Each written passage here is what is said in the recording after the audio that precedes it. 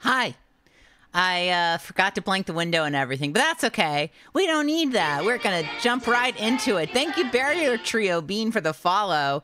Before I get started on this week's episode. Oh, you want me to do all the names of all the people who donated as a jester?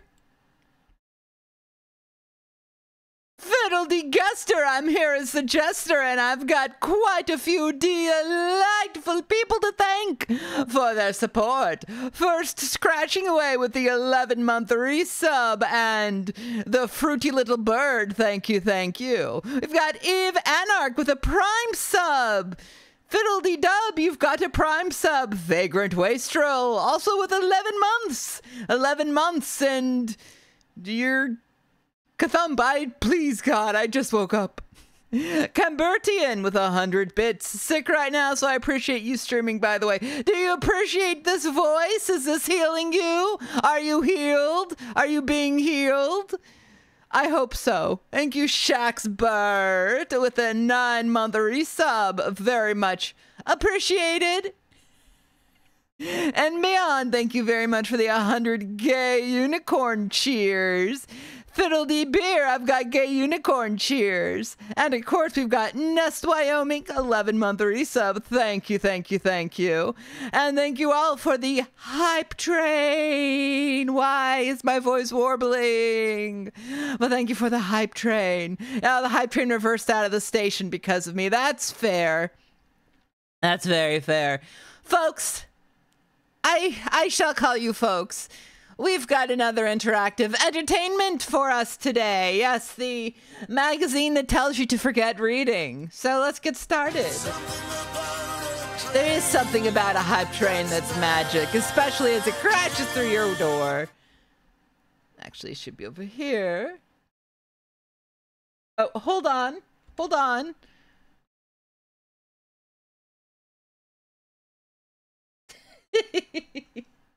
No, I didn't want this, you clown! I wanted, yes, let me out of the window, please. I need to turn on the desktop audio so you can hear, of course.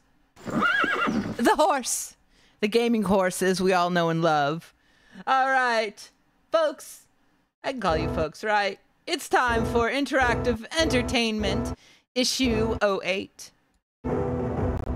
Welcome to Interactive Entertainment. Hi. This month's cover spotlights Spectrum Holobyte's anxiously awaited Star Trek The Next Generation of Final Unity.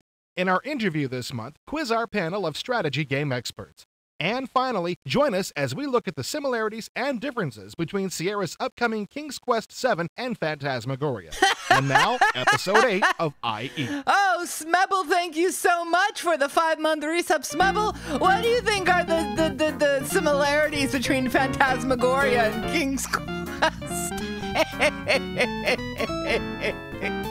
Anyways, it's time for the gay, jaunty little tune. Let's start with the news. Mindscape not only has a new name, it's gotten a lot bigger.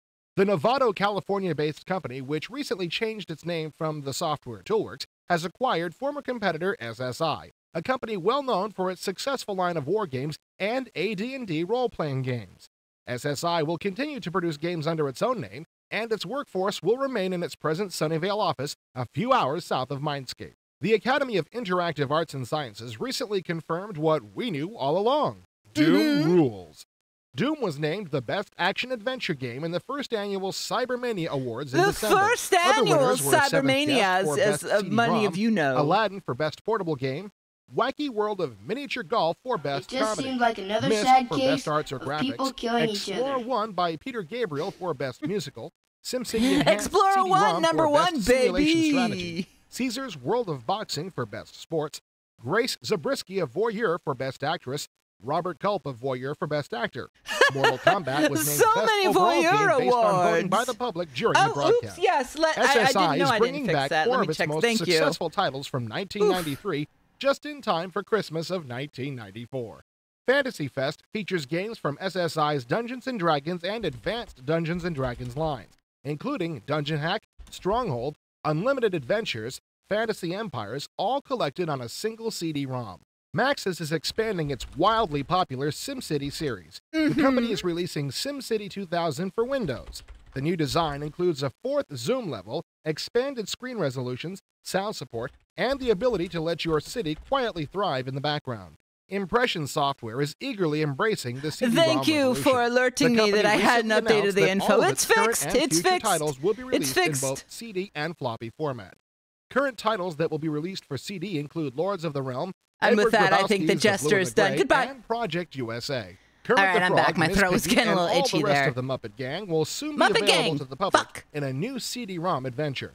Muppet Treasure Island will be released by Activision on its Activision for Kids label under a licensing agreement with Jim Henson Productions. Did this come The out? game will be based on Robert Louis Stevenson's classic adventure story, Treasure Island. Ready Did for this another come round out? of trivia? Virgin Interactive and Parker Brothers certainly hope so, as they're combining to bring Trivial Pursuit, the all-time best-selling trivia game, to PC CD-ROM, Macintosh CD-ROM, and Sega CD platforms. The game will include over 4,000 new questions and answers. As you watch this episode Okay, of Muppet IE, Treasure Island the did come official out. National Good, Football good. League Interactive Yearbook, the first interactive CD-ROM from Real-Time Sports, should be available in your local software store. The yearbook will include player and team profiles, NFL trivia and bloopers, and many other features. The yearbook will also include an online service which will allow users to download the latest NFL stats.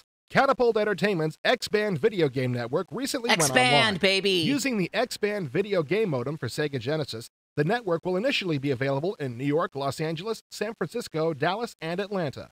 X-Band will allow 16-bit cartridge players to play their favorite games against real opponents in real time over a phone line. Sega products available will include Mortal Kombat, NBA Jam, Madden Football 95, NHL 94, and 95. Information Systems for Medicine, a Maryland-based developer of medical educational products, has released Understanding Breast Cancer for CD-ROM for Windows and Macintosh platforms. Understanding Breast Cancer uses interactive technology to give women an in-depth look at breast cancer, including risk factors, prevention, and Finally, treatment. we got some If you're afraid multimedia of the for the internet, ladies. Moon Valley Software might be able to help you overcome your fears.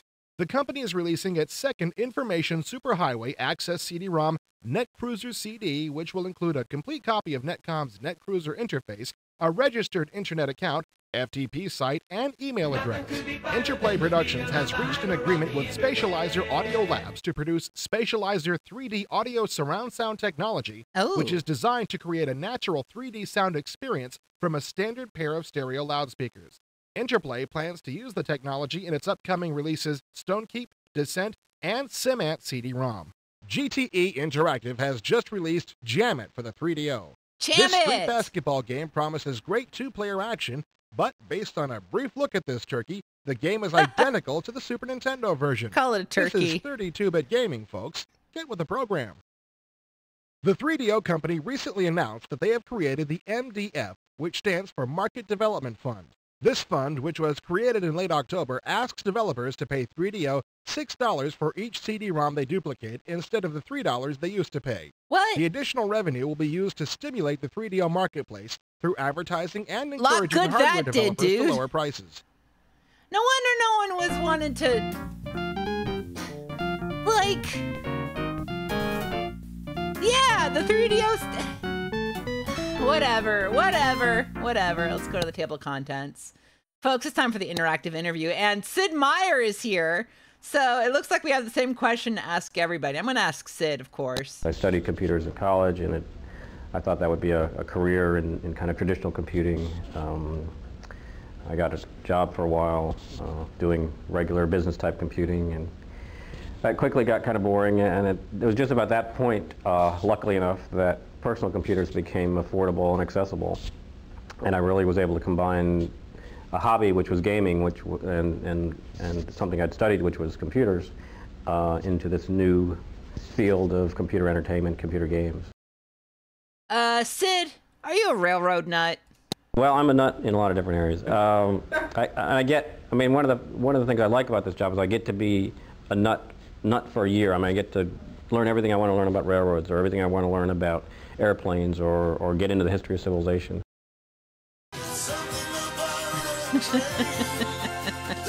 That's his motto. What sort of in-jokes do you have at MicroProse? You know, we send each other edits of, we edit Andy Cap comics to be about current issues, you know, that sort of thing. We used to kind of joke that I would do one good game and then one mediocre game and one good game. Someone in chat earlier asked what horrible drink I was drinking today. It's a good drink. A bunch of the La Colombe, I don't know how you pronounce them, canned coffees were on sale, so I got some, and I'm having a mocha right now, and it's so good. It's really, really good. It's so much better than my usual drinks. All right, what's the basic idea behind this thing we call civilization? The germ of the game was the kernel was to say, let's do the coolest conquer the world game that can be done, and introduce all these historical civilization elements to really make you feel at home in this game, in this world. Ooh, I've never had bubbly before, but I've been curious. No, wait, no. I did have bubbly once. I had a lime bubbly at I went to an event in Houston, and I had a lime bubbly there. It was pretty good. Sid, what do you ask yourself in development? I find myself in development always kind of sitting in the player seat and playing the game and saying, am I having fun? Is this fun? Am I having fun? Am I having a lot of fun? What would make it more fun? What piece of information is missing right now that would really help me to make this decision? Do I have too much information? Would this really be more fun if I didn't know that this guy was sneaking up on me? Okay, I don't think we have any other questions for Sid here, so let's ask Steve a question. What was the original idea behind Masters of Orion? We wanted a game where we would put a lot of emphasis on your design, and the Celsius, the combining of technology, in the fashion that you want to, and the trade-offs. Making sure that there's some equitable trade-off, and there's some steps you had to do to achieve, to actually attain the technology, and that was the basis for Orion, was in its methodology behind building ships and combining technology and going out there and fighting. Everything else came on afterwards. I was going to say, if you're drinking Celsius, all I know about Celsius is they did that TikTok, or it was a Vine or something, where they're like, wow, I'm literally hitting the gritty at the midday morning meeting or whatever. And I think about that a lot. Every time I see a can of Celsius, I think about hitting the gritty in the Monday morning meeting. Why are the graphics so basic in Civilization? Tell me. Sometimes if what happens on the screen is too realistic, it almost makes you have that vision of what's going on instead of what you would imagine yourself. So, I would claim that the basic, simple graphics of Civilization hitting the gritty goose in the Monday morning meeting. It encourages you to create your own vision of what's going on. How much do you respond to customer comments? Do you flip everybody off? I think Sid should do that. Coconut, I'm with you. It's why all the coffees I drink are filled with cream and sugar and stuff and chocolate, and I can't drink black coffee, but I respect it. If there's a consensus, we'll make a change. If there's consensus, we'll make a change. Steve, how much do you respond? Actually, we haven't asked Bruce a question. Bruce, how much do you respond to customer comments? Tell us. Well, we get our registration cards. Oh my God! I go through them myself every single day. The most 90s house. Look at it. I don't answer the phones too much as far as tech support, but I'm constantly, daily talking to our tech people. Your watch is upside down, bro. It's on your couple months. The bottom side of your wrist. Like it or they dislike I love everything about Bruce. I will listen on a couple conversations just to keep checking on that. Because we got to know if we're on the mark or not, He's got these roses. Because we think we have the greatest game in the world, and nobody else in the world will like it. I love his kitchen table. I love the flowers. I'm in love with all of his shebang here. I want to see more Bruce. Show me more Bruce. Perfect General, and then Solitaire's Journey, and both those are still selling. And we have Conquered Kingdoms and Lost Admiral. And our new Grandest Fleet, just released a couple of months ago, is doing extremely well. Yeah, the CRT is good really, too. Really like that game a lot. All right, Steve. Steve at Simtex, tell me about customer comments. If anybody notices something, I generally address it. I'm not, picky. I take everybody's input as being valid. And I wear my wristwatch upside right side up. I wear it normal. to people's reaction. And likewise, when it came time to actually do Magic, you know, we had looked at a lot of people's reflection on Master of Orion on other games. How can you tell when your game is a success? Whenever a game has really caught somebody's attention, they've really enjoyed it, is when they tell you their game like it was a history. You know, I went out, and I was doing great until the soccer came out and they attacked me, and now, they destroyed this system and they took that system. When they start to make it sound like it's history, like it's a story, then they have really gotten into the game, and that's what we're trying to achieve. Yeah, I like cold brew coffee, and I like the less acidic coffees too. But I like these. I just like coffee. I'm a coffee freak. I just love it. I don't care. Does my heart love it? Well, I drink a lot of caffeine, so ever since I took my thyroid out, I've been all on the caffeine. And actually, my heart rate hasn't been so bad. I got speaking of watches, I got a Tozo smartwatch for Christmas, and no, my heart's actually been doing better, so good for me. Anyways, is Perfect General just like the original tournament game? Is it, Bruce? Well, Perfect General, the original Perfect General is fairly close. Sorry there. I There was love a the lot way of he's holding a things to pillow, keep the too. Did game, my voice just lower? That's somewhat cool. simple. We left out because our tabletop tournament game had gotten very complex with billions of rules. So we simplified those rules to make a good, easy to get into computer game. Tell us about Solitaire's Journey. It has 105 solitaire games in it. That's a lot. Plus we have tournaments, and then we have quests, and we have journeys, that these games are linked together. And you can go through these mansions from room to room playing different games, and there's quick ways of going through, but there's a best way. Solitaire's Journey is a mansion game? You can always improving your score. Do you have to know a lot about computers to design games? What I know about a computer is to turn it off and to turn it on. That's it. And that's why we have all these technicians that take care of all that. Bro, you should know more than that. I'm not a computer programmer or an expert by any means, but like, you gotta know the basics, man. You gotta know about file systems. You need to know more. Bruce, please, like, watch a Video Professor video, or better yet, watch through one of the Steve Dotto's videos or something. Please go to the library, teach yourself. You can learn so much. Download RPG Maker. Just click and play. Because a lot of people will come home from a hard day's work, literally, and they just want to play a game and not do a ton of things. Thank you, exactly. About every single thing. They don't want to be control freaks, but yet they want to play the game and get to a result and get in this. Where did you get the idea for the Grandest Fleet? Grandest Fleet started as Lost Admiral 2, and we had a whole new design for Lost Admiral 2, but this, we have such a hardcore following into the tens of thousands of Lost Admiral 2. Phone's ringing. That as this Grandest Fleet developed, it was, it didn't look or feel anything like Lost Admiral 2. Sid, why do you change styles so often?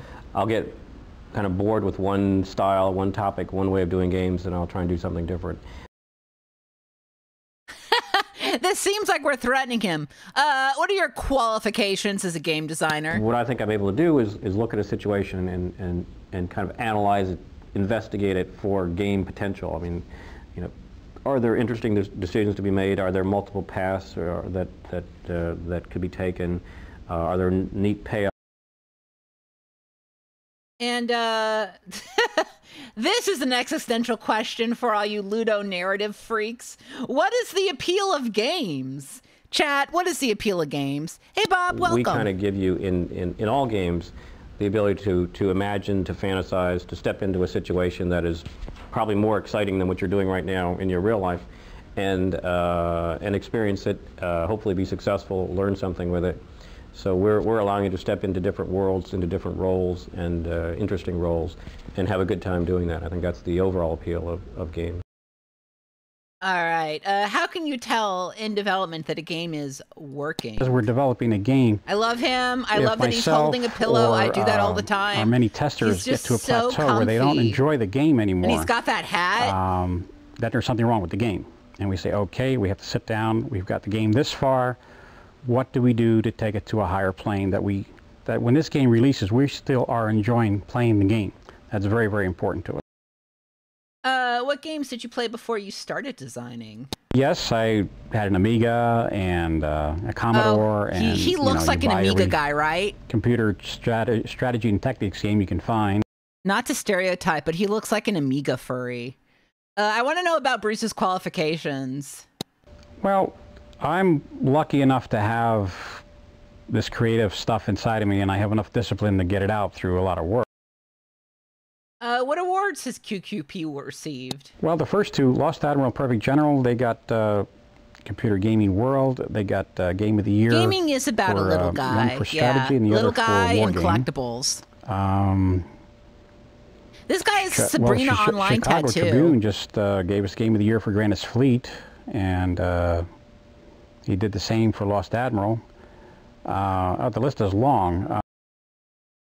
What do you strive for in your games? That high quality we try to get in gameability, that the games play and play and play. Gameability. You don't get tired of too quickly. We're trying to carry that over to all our new inventions of games.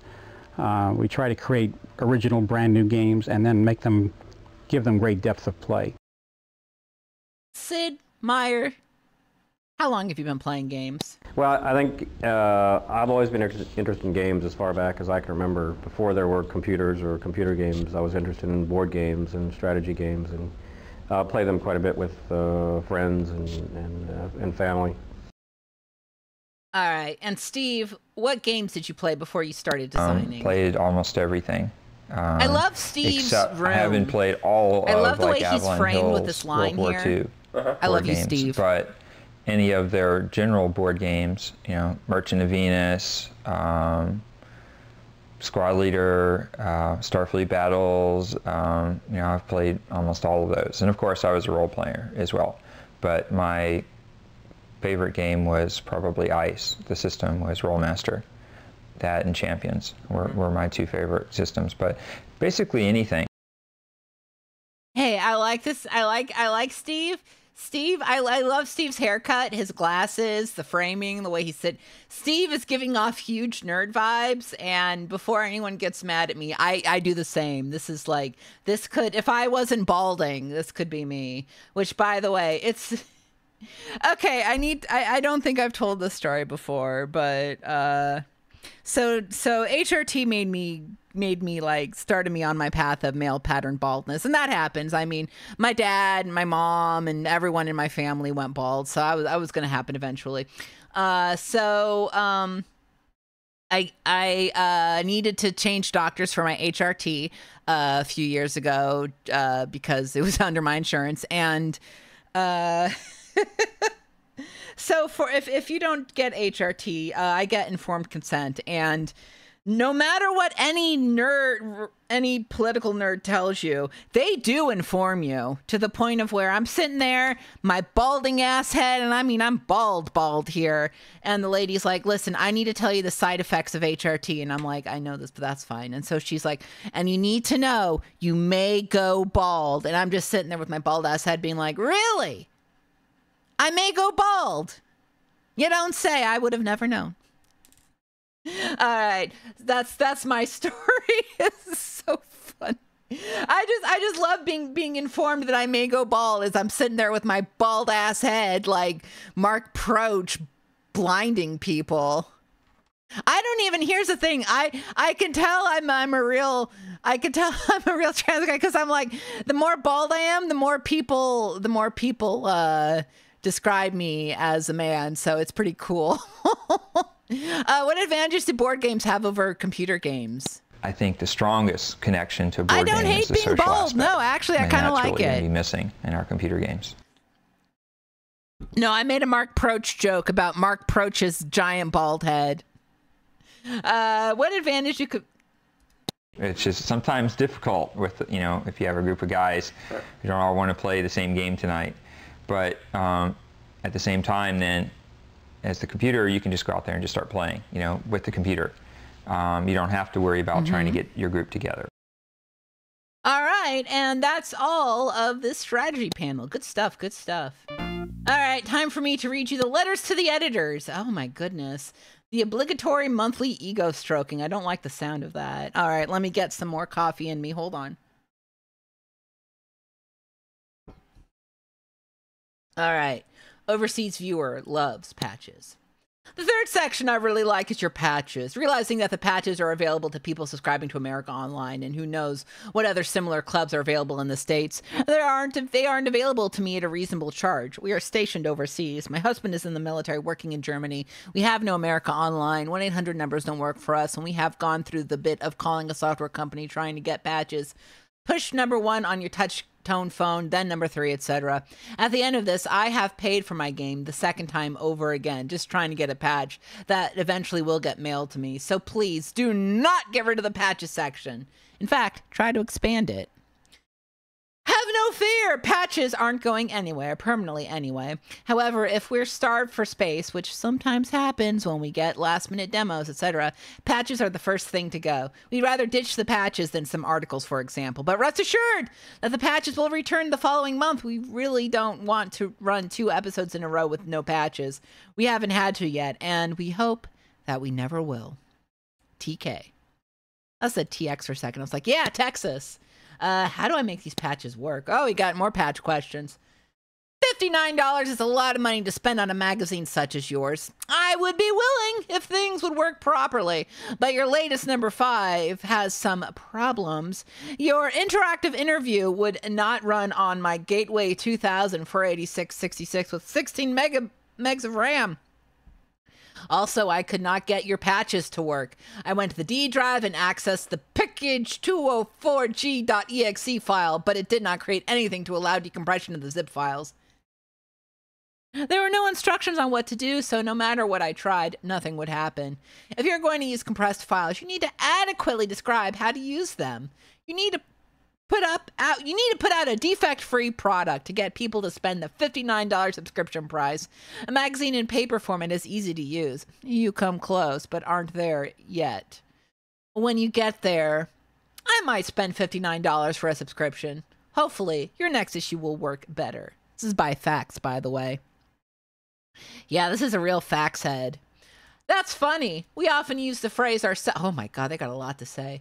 We often use that phrase ourselves when we get early pressings of our latest episodes. Oops, hope the next one works better.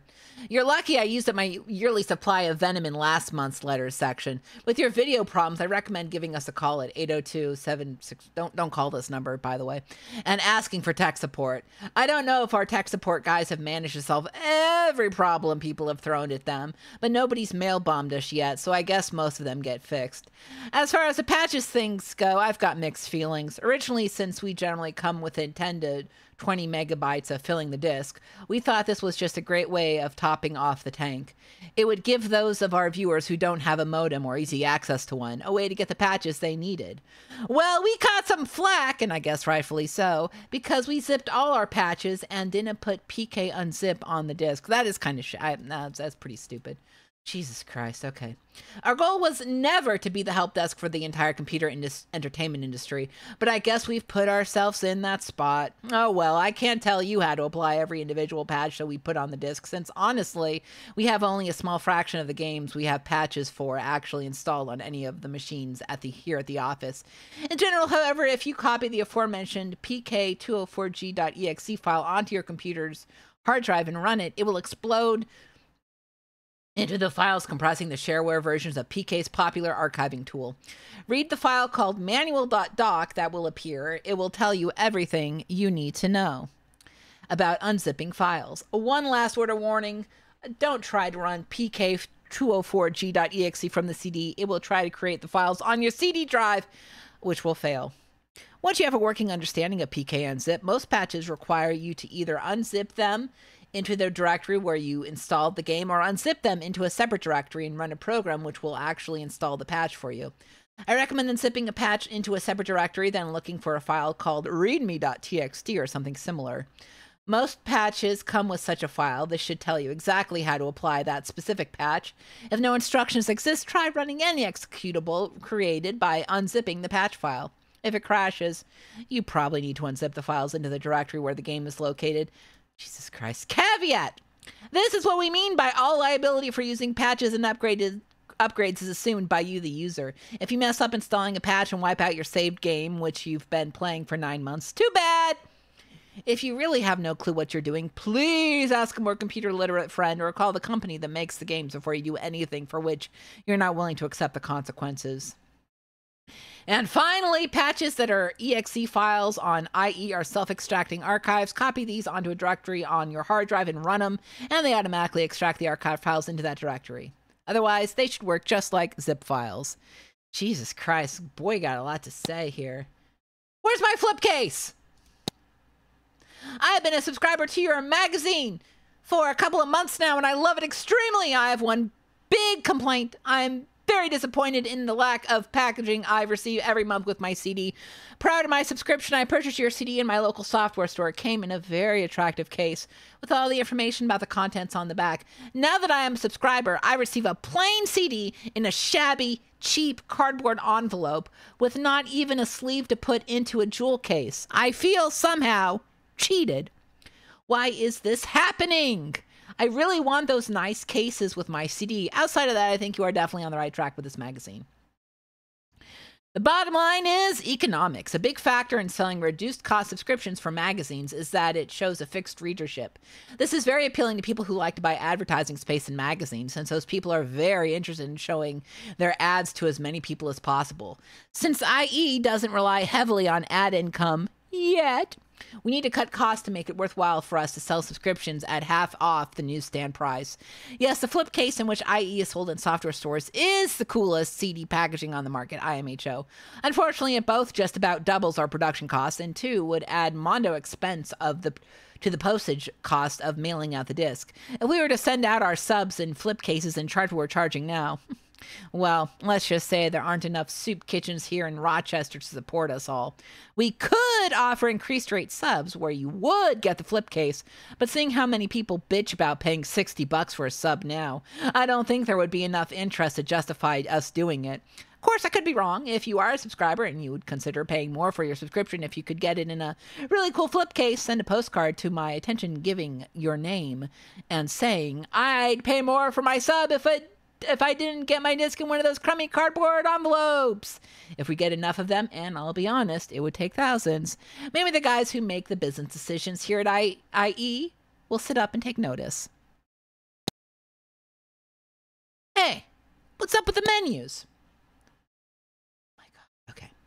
I would like to mention what I feel are a few good and bad points about your newest CD magazine, number 6. First, just to be nice, the good. I love the fact that you had several more demos than in previous issues. The commercial at the end of the magazine telling us what to look forward to was welcome and informative. Now for the bad. I ran into a few games I had never heard of before, and after clicking on the review button, found you had improved the Windows options of what to do during a mouse click. Previously, if I didn't like what I saw in the first few scenes, I could end my suffering there and return to the menu. But now I was confronted with a bunch of choices which discussed the game further. While this could be helpful in a game I was interested in, I found it just added to my pain and agony of these games I did not like. Just a suggestion. Add a choice at the end which allows you to return to the previous menu and end the review. By the way, I remember having that problem in that issue, and I wasn't able to I wasn't able to go back and go through a lot of the choices, and it was a pain in the ass, so I'm glad they fixed it. Anyways, second and the most annoying point, I absolutely hated the commercial you had, which seemed to play after a half to 3/4 hour interval. I have every intention of getting a subscription to your magazine when I can afford it, and found the commercial insulting and annoying, as there is no reason for having it there. You get your money whether I buy the CD from the store direct. I think the subscribe button is plenty, guys. In general, I love your work. Wish I could have your job. Keep up the good work, says ES of Mountain View, California. Oops, for some reason, a couple of people have experienced a problem with the menus recently that never appeared before. Rest assured, the pop-up menus are supposed to feature controls that let you exit an article you're not interested in, move around in the article, etc. If we figured out a workaround for this problem, we'll let you know. In the meantime, hopefully we've squashed this particular bug. They have, I think. Short but sweet. Nice. Thank you! Thanks for doing such a great job on the Outpost tutorial in episode 4. It helped me out many times. Okay, enough accolades. Now let's talk music. How about some different music on the disc? Says AZ of Cedar Rapids, Iowa. Just the kind of letter I like. Short, to the point, in a word, easy to retype. 1, you're welcome. Look for further hints and tips on Outpost after the upgrade gets released. And 2, okay, we hope to have new music within an episode or 2. Satisfied? Actually, I'm looking forward to that. The monthly obligatory ego stroking. I am impressed. Not only do you at IE produce a quality product in your CD mag, it seems you also place a great deal of emphasis on quality customer relations.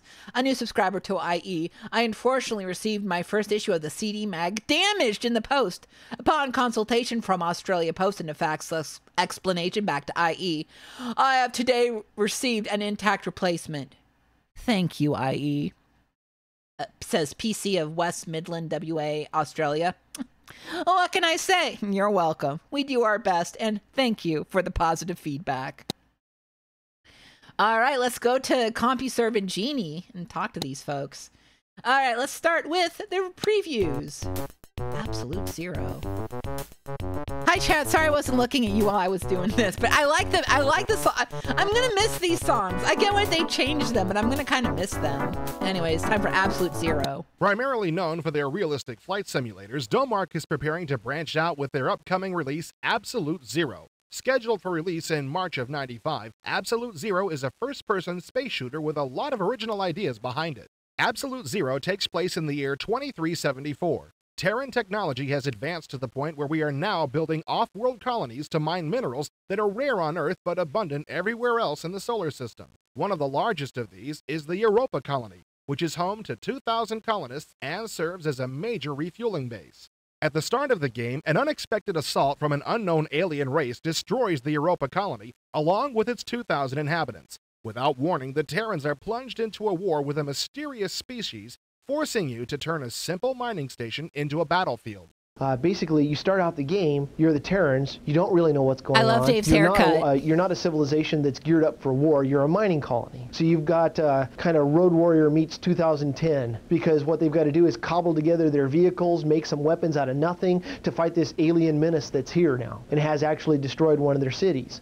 When the fighting starts, the game progresses through a series of scenarios. You're not a one-man fighting force, so you'll find yourself jumping between various roles in the battles. This is done through the use of sub-scenarios, which allow you to perform various smaller tasks in order to complete the mission's main objective. When you win the war for the Terrans, you'd think the game would be over. Think again. Once you're completely finished with the Terrans and they have their own complete finale, then what you get the opportunity to do at that point is actually play the aliens from the point where they explode out of the surface. And you find out all kinds of stuff that you had no idea was going on. One of the most interesting facets of Absolute Zero is the aliens themselves. You'll discover that they were hiding beneath Europa's surface from an antagonistic life form. When your mining disturbed them, they decided to flee. This is what caused the destruction of your city. Accident, not aggression. The aliens are protoplasmic symbiotes that bind with semi-sentient crystalline forms. They don't perceive time the way we do, and this inability to maintain temporal focus can result in a sort of insanity. I wish this had more people being like, my IQ is high. It's not often that an action game lets you play on both sides of interactive the entertainment. Absolute Zero is filled with captivating original ideas, and it'll be interesting to see how it turns out. With its intriguing alien race and unique dual-mode play, look for Absolute Zero to be one of the most original titles of the first quarter of 1995. All right, next up, Apache. If you feel that authenticity is the most important part of designing a flight sim, keep an eye out for Apache, a new helicopter simulator that Domark is planning to release in the second quarter of 1995. Brian Walker, the game's lead designer, has fairly impressive copter credentials. He's a former Army pilot who flew an Apache during Desert Storm. Whoa, In addition to Desert his Storm Army mentioned. service, Walker, who I'm provided sorry. IE with the helicopter shots you see here and is the pilot in this particular picture, He looks studied so hip. aerospace engineering He in looks so college and has cool been a to computer do a game player since bombing. the days of the old TRS-80. Time to blow up He feels that his hospital background or will something. lead I to a don't very fucking know. versatile game. If he just wants to go out and fly an Now he's arcade-style tiny. game, that's there, and it's very easy to do. Very quick. If he wants to increase his level of involvement to the point where he's participating in a campaign, and he serves as a commander, and he decides he wants to direct the maintenance routines, we're going to be putting that in there. My whole goal with Apache is for the player, when he turns his machine on, he doesn't say, I'm going to play Apache. He's going to say, I want to see how my unit is doing.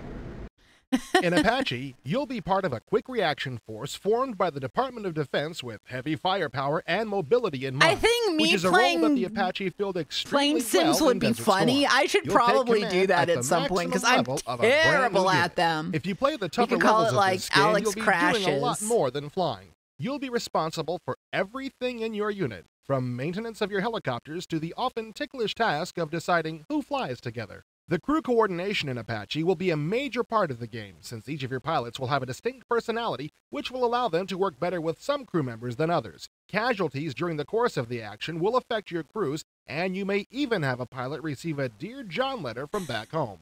This will not be Sorry, a game Alex, for a a low-end Dear machine. John letter. First of all, Walker that's says funny. The minimum requirements for Apache will my probably flight be a school would be 486 awful. local Don't come to my bus. flight school. Walker is also working on Flying I'm gonna teach you Nightmares how to 2000, crash. a Domark flight sim set for release in the Much spring of like Alex's truck 1995 driving that school, support it will also teach you how to 1024 by crash. 768 graphics. Many of the elements of Flying Nightmares will also appear in Apache, which Walker says will include Pentium Superscalar optimizations. Got all that?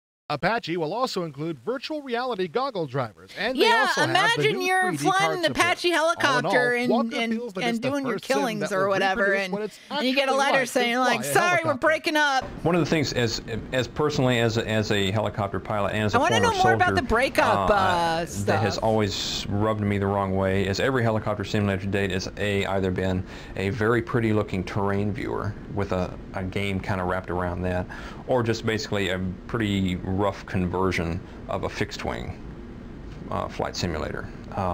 Well, this is starting from the beginning as a helicopter flight simulator, and it's going to show. You fire a weapon, it's going to rattle your teeth, and it's going to have all the other effects. They're going to shake. It's going to be loud. Everything. I think that if you makes get broken up with it, flight should affect simulator your, or like, a flying helicopter- stats. A helicopter is going to be present. To see the full transcript of IE's interview with Brian Walker, hit your left mouse button to pull up the pop-up menu and go to the Really? full text. Whoa, hold on. If Oh my God.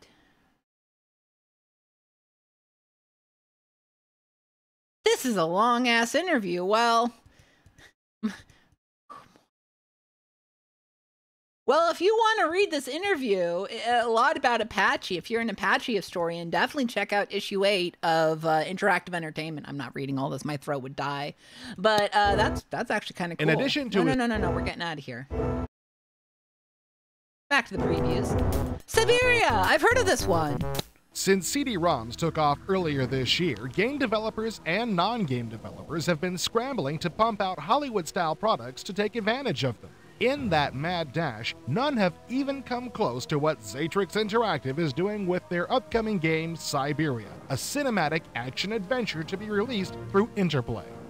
Siberia takes place in the year 2027. 5 Love years 'em. after the world's economy suffers I want to its say final, that I streamed this at irrevocable some collapse. point. I You feel like I portray Zap, have. a tough-as-nails hacker with a penchant for nanotechnology and shooting things. Someone has stashed a doomsday device beneath the frozen wasteland of Siberia, and guess who gets to destroy it? Me! This is Santos. Report to my office immediately. Siberia features a visually astounding adventure game engine which offers both great graphics and decent interactivity. Take the door on the right and don't wander around. Okay. You move Zack around the 3D locations by walking him to and from invisible nodes. At each node, you can choose a direction to follow or action to take. This creates a series of paths you can follow, something like you'd find in Dragon's Lair. One of the most impressive elements in Siberia is the characters. They are large, good-looking, computer-generated figures complemented with superior quality voice acting. Is this how you greet all your new arrivals? Only if they have a weapon. Gia, quit screwing around I and talk bring him like to my that. office. Come on, I'll take you to see Santos. Designed with Take me silicon to see graphics Santa. workstations, Oh, the boy. characters move with breathtaking smoothness and extremely lifelike animation captured from live actors. We're under attack. Come on, follow me. To keep things from No, looking we haven't out done of the place, King's both Quest feature backgrounds yet. and characters are computer rendered. You take the gun on the right. If you've ever seen digitized human actors against computer-generated background art, you know they can look as bad as a blue screen shot from Dragnet. In Siberia, the characters seem to be a natural part of the world they occupy, greatly enhancing suspension of disbelief. As you explore your surroundings, you'll come across arcade segments to tax your joystick handling. These mostly involve Do not shooting at tax moving my targets joystick as you are handling. whisked across some No remarkable taxation. terrain. In these segments, you don't control your flight. Think of yourself as a gunner in these sequences, not a pilot. The Okay. scenery of the arcade sequences were also designed on an SGI. This allowed the designers to create the flight path simply by piloting through the terrain as if they were playing with a flight sim. The rendering process used by the SGI allows the rendered scenes to be played back at amazing speed, resulting in some of the smoothest flight scenes you've ever seen on a PC. Although its Really? target audience is the novice and non-gaming PC user, hard-boiled game veterans are bound to be impressed by Siberia's amazing graphic quality. Games I'm a have looked this good soft-boiled before, game veteran. but none have successfully combined this graphic quality with Siberia's fast and smooth animation. In an industry striving for interactive cinema, Siberia looks to be the closest thing yet to an action movie for your PC. Okay, Siberia. Pretty cool. Next up, Flying Nightmares. Do you own a very powerful computer, or are you planning to buy one soon? If so, you'll Kind want to keep of. an eye out for Flying Nightmares 2000. I mean, the working title for a new flight sim from I can do Domart, VR scheduled chat. for Does that release in count? the first quarter of 1995. Okay. The game is being designed to support resolutions up to 1024 by 768. In other words, That was pretty this is a impressive flight back sim then. designed for the serious computer pilot. Domark's Brian Walker, a former Army pilot who's a member of Flying It's a Nightmares Domark design joint. team, feels that the level of graphic detail should make the game easier to play. That gives us a lot more freedom to really increase the number of polygons and much sharper resolution. And as any pilot will tell you, the ability to see and discern what the enemy is doing at range is the deciding factor. And without question, every single pilot Yeah, most has pilots had like to be able to exceptional see. eyesight. As the working title Just a little- indicates, just a little Flying fun Nightmares will be fact here dedicated to from Alex. head-to-head battles in the sky. Current plans call for a number of solo scenarios, but no full-blown campaigns. The planes that you'll be able to pilot in this game will be the best dogfighting aircraft from World War I, World War II, and the Korean War. The game will also include virtual-style cockpits that are accurate to each plane. The view from inside the cockpit will be split-screen and will be designed to give you the sense of peripheral vision that's often lacking in flight sims. Once you're up in the sky, there will be some surprises waiting. According to Walker, you're not always going to be able to accurately predict a reaction from your opponent. The big thing with dogfight, to me, and it's I like going to the be the hat. most challenging, is the artificial Tell me about the intelligence. hat. We are adding Domark, tell me about the hat. human variable in the artificial intelligence. You're going to have planes that will run from you. If the fight goes against them, they're going to split. They're going to execute the better part of discretion. You are going to have computer pilots that will black out. You're going to have computer pilots that will snap roll and lose control of the planes. Those are going to be put in. We're really Yeah, going to I mean, the computer's drunk as hell. What we're looking Thought at it was a is good on a idea. network game, if you have two players and two computer machines going, and two computer-flown aircraft, mixing it up, I don't want either computer player to know which one is the computer opponent. Because right now, with every other flight sim out there, I can tell in 5 seconds which one is a computer and which one is not. And we can do that. That is within reach. And in fact, we're looking to have demos ready by CES to show what the difference is. Flying Nightmares will support network play. And in I've an actually option that heard you of this don't one, see so very maybe often it's in a flight good. sim. The game is Chat, also is this expected to good? include I pylon haven't racing played it, but I've for heard those of of it. us who would rather race an opponent than shoot him down. For more information on Walker's work on Domark flight simulations, See the transcript of a recent interview with Walker in the full text entry of the pop-up menu. Okay, so if you're also interested in Flying Nightmares and Apache, check out the full-ass interviews they have here. That's just kind of amazing. I'm very delighted with all these interviews. So yeah, Flight Sim Freaks, check out issue 8 of Interactive Entertainment. All right, Hardball 4. Federal law requires that any article on a computer baseball game must include a reference to the strike, so I'll get it out of the way now. Those greedy owners and players may be on the sidelines, but the folks at Accolade want to make sure that you don't lose touch with the national pastime. Therefore, they're hard at work on Hardball 4. The game will be released on disc and on CD-ROM under license from the Major League Baseball Players Association. The disc version will come with imaginary players, with the real players available via add-on disc. The CD version will have only real players. ABC sportscaster Al Michaels will provide the play-by-play. So what am I, chopped liver? Michael Person, one of the game's designers, recently displayed a preliminary version of Hardball 4 at Accolade's offices in San Mateo, California. The animation in the game ran smoothly, and Person feels the look of the game has been greatly enhanced by a filming session with a minor league franchise. These are real digitized baseball players, and they took a number of different interesting shots. There was some overhead shots of men on first that they had to get up on the roof to film down just so it looked like a camera angle. Playing options include exhibition games, which allow you to select any pair of teams to play a single game, star games, which allow you to draft an all-star team for an exhibition, and league play. According to Person, the league option will give the player some flexibility. League play it's even better than it was before. You have the option to create multiple leagues. I'm playing with a bunch of different leagues at one time. I've got a short season playing, I've got a long season saved to disc that I'm playing to, and I've got another season that I'm playing in a different directory on the same hard drive. Hardball 4 will allow you to completely control gameplay. I like the font. However, if you would prefer to remain above the fray, you can simply manage your team and allow the computer to handle the mundane tasks of hitting, pitching, and fielding.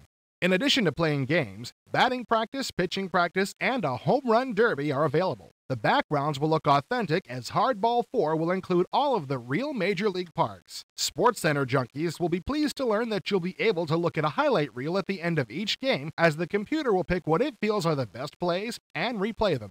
Since real baseball fans are statistical fools, Hardball 4 will have over 75 different statistical categories. Fans are Leaders will be broken down by league, team, fan. and position. You may also want to bring an overcoat or an umbrella when you play, since weather conditions will be a part of the game. Accolade is looking to position Hardball 4 in a category that will appeal to two types of computer baseball fans: those who like to play and those who like to manage. Given the wide variety of options that the game promises to have, it looks as though the latest Hardball may just get knocked right out of the ballpark. All right, Hardball, good for you baseball freaks. Now, okay. I remember the days when Apple II GSs were all the rage, and the most popular games in the land were Epic's sports games. Remember Winter and Summer Olympics? California games? Well, there's been a severe drought of games in this genre ever since Epix went under, but I'm happy to report that the species isn't totally extinct. Mindscape's upcoming Winter Sports brings back the glory days. Winter Sports is really more of an arcade game than a skiing simulator. In each of the 6 events, you choose your tracks and equipment and race against the clock to set a new record. This is pretty easy, but it's pretty fun too. 5 of the 6 events are downhill. I love how chunky this is. This looks like a Saturn game to me. Sorry, Saturn fans. And most difficult to control, but hey, learning the control is part of the game, right? Breaking the computer's preset record should be pretty easy. But the real fun comes when you compete against friends to see who can get the fastest time or the farthest jump. Each event can handle up to 4 players in tournament fashion. Can you beat Kevin? The soundtrack in Winter Sports is excellent, and each individual game has its own intro music. Graphics are nice too, and the gameplay is fast and full of motion. It's even fun to crash. Just wait until you get a load of the sound effects. All in all, Winter Sports is a neat-looking game with a decent amount of variety and events that we've all come to know and love throughout the years. It's a welcome new twist on an old idea. All right. Winter Sports, good. Sim Tower. All I know about Sim Tower is the fact that it's secretly gay. Back a few years ago, Maxis created an unlikely little game called Sim City. Or is it Sim and the Hospital world has that's been secretly gay? clamoring for Chat, more ever which since. one's gay? Their latest product, Which in a one's long gay? line meant to satisfy these cravings, is a skyscraper management simulator Simcopter is called, gay. Thank you. appropriately enough, Thank you, Sim thank you, Tower. thank you. I had Even to the know. designers I had refer to know, it thank as you. Sim City, only straight up. The goals of Sim Tower are basically the same as those in all the other Sim products. Design and zone a skyscraper and try to keep the inhabitants happy by making the right services available to them and providing efficient transport. Instead seems of like a roads, game this I would game like. involves the strategic I'd make a placement really of silly elevators, tower. which can be customized and programmed to your liking. There are several different ways My to tower will be evaluate all your progress restaurants, through no the course of the game. restrooms. You can try and create the most stress-free work environment possible. or Very you can try and stressful. rake in I the want to make the cash, world's or most somehow stressful balance these two seemingly disparate place. concepts. As in SimCity, there is no defined moment when you are declared the winner. The features you can have in your complex are determined by the number of people who work there. This is measured by a rating of 1 to 5 stars, and you only get the cool stuff like hotel rooms, underground parking, recycling facilities, and movie theaters as you increase that rating. Of course, it's up to you whether that's It could be all important or movie not. theaters, too. In order to keep the number of tenants high in your building, you must monitor stress levels. All sorts of things can cause stress, from noisy neighbors to insufficient transportation to all-out terrorist attacks. Not to mention fire and roach infestation. Hey, stress levels don't are do shown a with terror color attack code on when my you do a tower, global please. evaluation. You can also make your evaluations much more personal by naming the individual people, or Sims, in your building and following them through a day. There is no limit to how many people you can name and track this way. They will give you specific suggestions on how you can make their lives easier. These will range from building a health center to just changing the movies in the theater more often. As the building continues to grow, more features become available to you. Every 15 floors, you can build a sky lobby and set up express elevators to go there. You can build ballrooms for grand social functions. If the skyscraper grows to 100 floors, you can even put in a sky cathedral. Despite its A numerous sky similarities cathedral? to SimCity, this is Can the I make first my own Maxis tower of product religion that created only in people in the Japan. tower It believe? was licensed from a developer called Open Book, and this nationality shift affects the game in interesting and subtle ways. For some reason, a sushi bar is likely to go over much better with your tenants than a hamburger stand. Go figure. Although not specifically developed Coffee by Kindred, Maxis, thank you for the Sim Tower follow. continues strongly in the tradition of its numerous Sims. Whether you're a farm boy who wonders what those city folks see in those steel Well, and what glass if my tower contraptions, was a or a cult? Donald That'd be Trump pretty wannabe, cool. you'll find a lot to like in Sim Tower. Going up. And now for a word from our sponsors. Actual ad? Interactive Nope, Entertainment just is an the ad world's for number the one selling yeah, that's CD fair. mag. And now you can have IE delivered to your door every month and save up to $60 off the newsstand price. Our reviewers give you a guided tour of the most current releases, letting you know which games are must-haves and which ones deserve a leash. As a bonus, you'll get playable demos, all the best shareware releases, complete commercial games, and all the patches the paper magazines can only tell you about, all for less than $5 a month. Yeah, Call some today, Tower of Babel. 1-800-56-CD-MAG. And now, back to the action.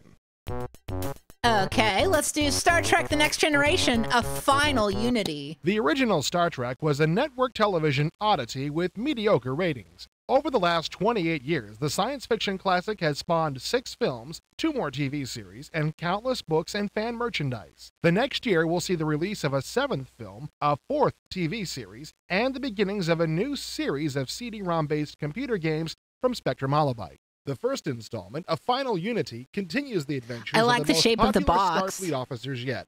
The crew of the NCC I really like the shape of the 1701D, box. led by the intrepid Captain That would Jean-Luc suck to put on your Picard. shelf, though. While this is certainly not the first Look at Star the Trek game Ferengi. ever, Is that it gives cute? every Not indication cute. of being Fuck. the most Fuck, I detailed got it wrong. and Fuck. faithful to the Quark. Next Generation Quark. series. His name's Quark. Spectrum Holobyte seems to realize that the attraction of the show is not just a lot of space combat, but the interaction of the characters and their encounters with the unknown. All 8 of the principal actors from Star Trek The Next Generation are contributing dialogue for this project, including Marina That's not Sirtis, Quark? Well, Brent shit, Spinner, who is and it, Patrick Rom? Stewart. They each recorded Which about an Ferengi hour's was worth that? of voice, or the same number of Is lines it just a they might generic have in an Ferengi? entire season of the television show. Like Ferengi Rather than Joe? use digitized video of the actors, Spectrum Holobyte has chosen to use 3D rendered virtual actors. The images have all been approved by the original So it's cast, just and the Ferengi figures Joe. will interact Okay. more naturally with these gorgeous sets. That the does push look for really authenticity nice. and faithfulness to the original show did not stop at getting the original actors. All of the sound and music for A Final Unity was digitized, which means a full orchestral score and the exact same sounds for phasers and teleporters that you hear on television. As you can see, as much planning and time has gone into this game as has gone into any of the feature films. These are production sketches of a laboratory satellite, which are then made into a computer wireframe model, rendered and textured, and this is the final product put into its place in the finished game. Work. This is not your normal linear adventure game. Look there at are a Data number Stance. of possible developments based on your decisions, and you can Boss choose to follow Stance. any of the main Sigma. characters through the story and change the perspective whenever you wish. This game has loads of replay potential. While the bulk of the audience for a final Unity will certainly be fans of the television series, Spectrum Holobyte designed the game so that you don't have to know the difference between a Ferengi and a Tribble to play. You can get all the background you need on the characters, The alien difference is races, pretty and easy. planets to visit through the course of the game. Star Trek The Next Generation of Final Unity is not only everything a drooling fanboy could ask for in a computer game, but will also introduce a whole new crowd to the voyages of the Starship Enterprise. And remember, this is only the first of a series of next-gen games using the same engine. So beam aboard when the game comes out this winter, and don't forget to set your phasers on stun. All right, set our phasers to stun. Set our phasers to fun! Woohoo! Let's check There's this a out. lot more to commanding a naval vessel than floating around the ocean and blasting anything flying an enemy flag. You actually have to work with people, and that's an element that Mindscape is including in its upcoming naval simulation, Ticonderoga. Intelligent Games, the British company that is developing Ticonderoga, is looking at an interesting combination of styles with the game. In addition to all the technical tasks that come with a full-blown naval simulation, Ticonderoga will allow you to do some role-playing. As a commanding officer, you'll be asked to do some of the things that real Navy officers have to do, such as what? dealing with the leaders of the countries you visit. Also, one of your missions will test your negotiating skills as you try to prevent a terrorist from blowing up a ship. As the commander of a Ticonderoga-class I am cruiser, sick about you're how in much charge of all terrorism the other they're ships in your group, thinking I which can also stop. includes I'm just submarines and one aircraft. man. You'll have to access I 5 can't different stop rooms on the terrorism. ship and will be able to interact with your officers. While the addition of role-playing adds a different twist to this game, there's still no danger of mistaking it for something other than a naval simulation. You'll be able to deploy the Ticonderoga in 3 separate theaters of operation, and there'll be different missions to complete in each theater. Sim fans should have no trouble learning how to deploy the ships and weapons at their command. The interface will be similar to the Aegis Harpoon 2 style of gameplay. This CD-ROM release will also include something relatively unique for a naval simulation: a soundtrack. The designers at Intelligent Games are putting together a musical background that Soundtrack by changes Peter with the mood Gabriel. of the game. Mindscape obviously feels that there are some gamers out there who want more to do with a naval simulation than just armed torpedoes. With the addition of role-playing elements, Ticonderoga should be in a position to appeal to a wider market. And last but not least, it's U.S. Navy fighters. A lot of military games, but I guess that's PC for you. It isn't absolutely necessary to join the Air Force to learn to fly around in cool-looking jets. The Navy also has its own aviation wing, which is the basis for Electronic Arts' new flight sim, U.S. Navy Fighters. Designed by Brent Iverson and Paul Grace, the same team that combined to bring you Chuck Yeager's Air Combat, U.S. Navy Fighters is based on an aircraft carrier. According to EA's Frank Gibeau, a member of the design team, a flight sim takes on a whole new perspective when it's based on a ship. The carrier is really amazing. It's the most detailed graphical carrier yet launched on any platform. You see the actual mules back there? In U.S. Navy See the Fighters, the player mules? will have You access see the to 5 mules? different types of aircraft. The missions will be a mix of air and air-to-ground, or is that air-to-ocean? There'll be 4 different ways to play the game. Simplest is the quick mission for the pilot who's in a hurry. This selection allows you to choose an aircraft, your weapons, and a basic scenario that you can immediately jump into. There are also 50 single missions available, along with a 50-mission campaign. In campaign mode, missions are linked together in a storyline, which uses over 40 minutes of digitized video briefings. They are dynamic in the fact that you do have carrier wing control, where depending on how well you do, you'll lose planes in the missions, and you'll try and regain them back. So if you lose a bunch of F-14s, you're stuck with an A-7 to run the next mission. Additional campaigns will be made available through a series of I expansion like the discs. Felix with U.S. the Navy bomb. Fighters will also include a mission builder, which will allow you to do a little design work on your own. If you're running a low-end computer that might be overwhelmed by the full technical requirements of this game, you can adjust the resolution. If you have to do this, though, you should find a friend with a computer that can run the game's full graphics. That way, you can enjoy the overall look of the game, which, combined with the technical detail, should make U.S. Navy Fighters another popular flight sim from EA. And that's all the previews. I want to see the table of contents, see if there's anything here that I missed. No, okay. All right, next up is the reviews. I'll go through some of the reviews for like 30 minutes of reviews, and then I'm gonna go to intermission. So let's do reviews. First up, Aces of the Deep. I found a lot to like in Aces of the Deep. It's attractive, features lots of really cool sound effects, and gameplay is entertaining. I don't mean to criticize here, but aren't you overlooking something? There's a lot more to the game than that. In terms of sheer unadulterated realism and accuracy, Aces of the Deep is tops. Well, if a game isn't fun, nobody's gonna play it, so it doesn't matter how realistic it is. Well, if a sub-sim isn't realistic, it's not much of a sim, and nobody with a brain is gonna play it. Less filling. Tastes great. Ahem. Whatever the reason, I think Chad, we agree. you don't remember Aces the of old the Bud Deep Light is the commercials, best game do yet ya? in a series of simulations that are second to none. I think that's a safe call. The latest ace up Dynamics' sleeve is a game of submarine warfare in World War II.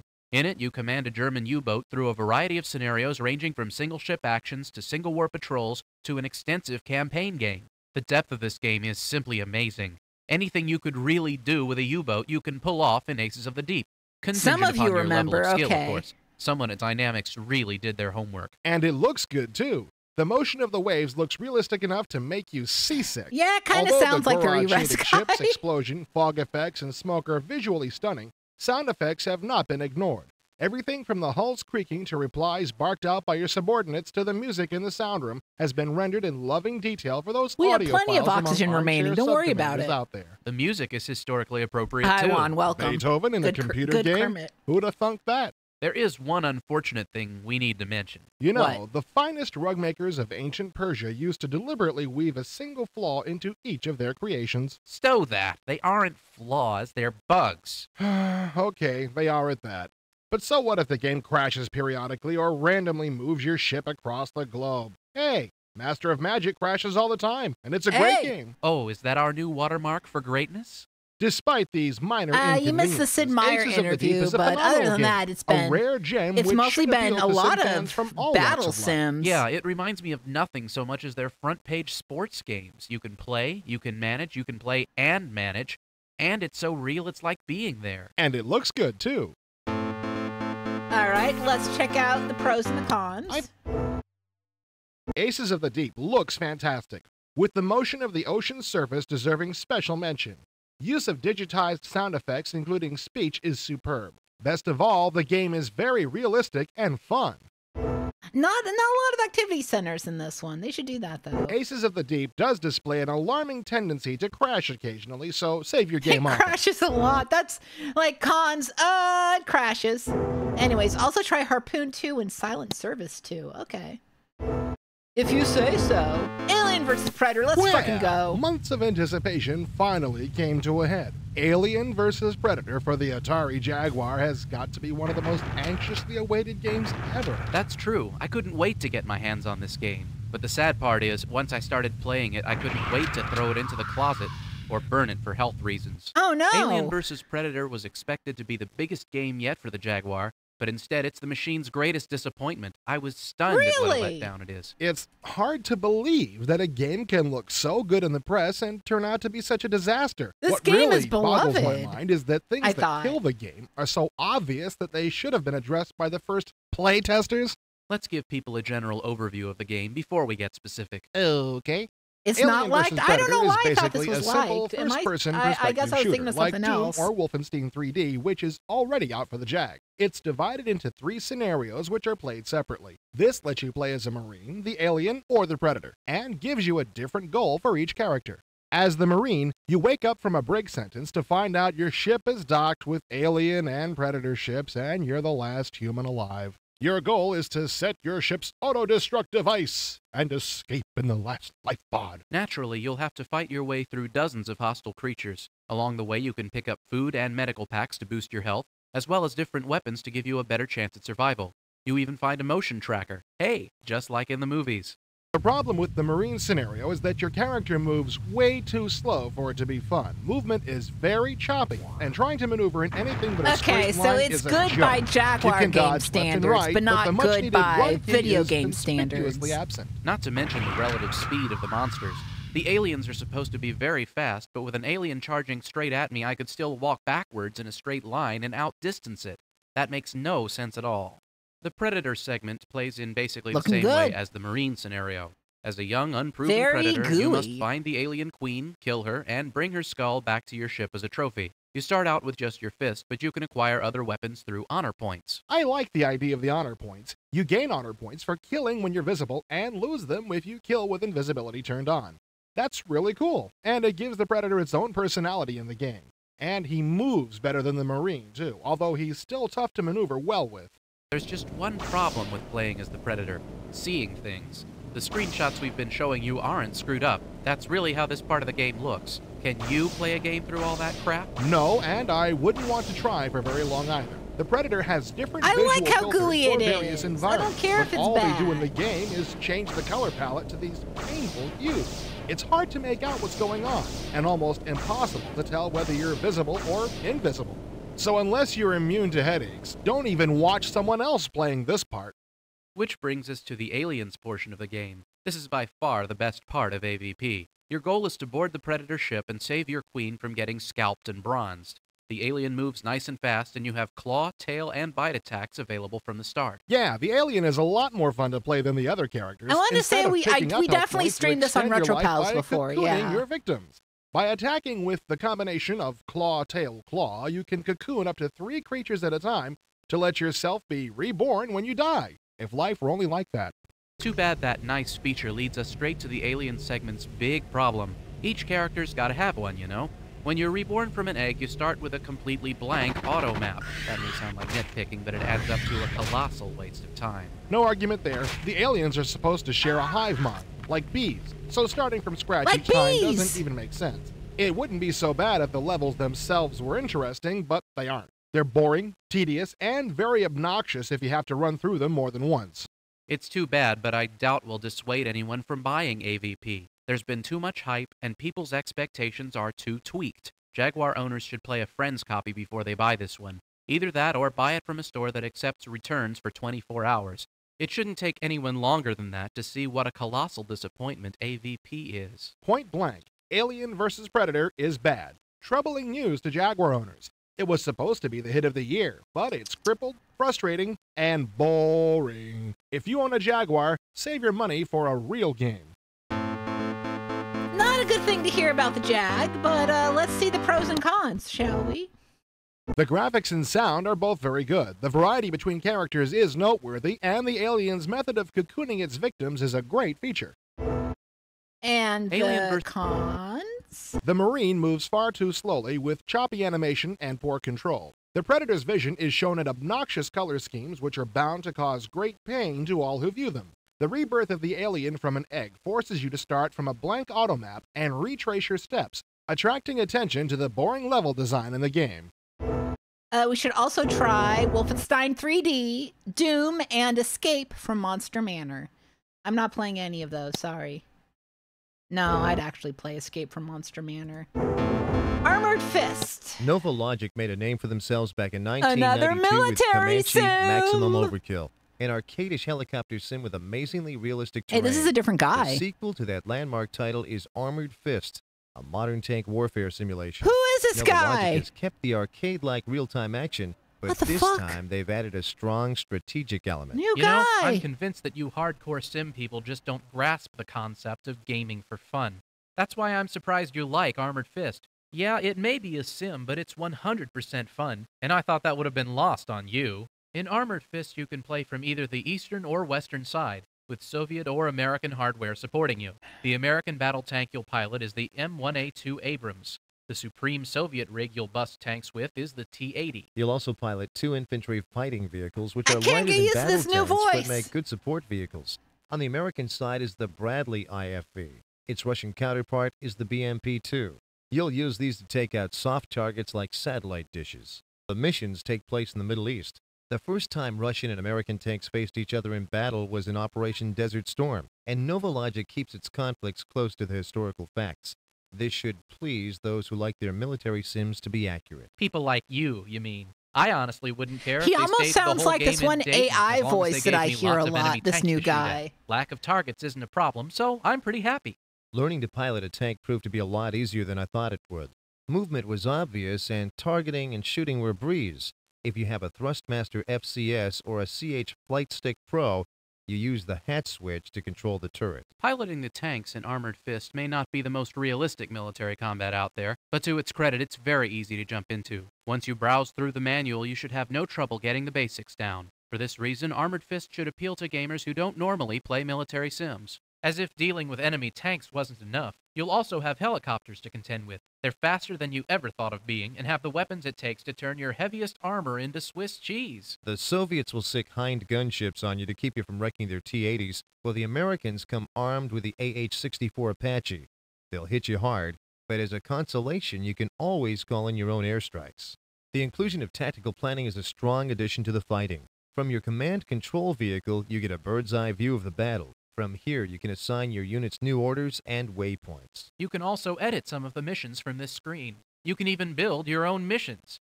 You can command up to 4 squads of up to 4 units each, so Armored Fist is rich with strategic opportunity. And if you get hammered too hard, you can play the mission over and give yourself extra tanks. One thing Armored Fist does better than any other tank game is smoke.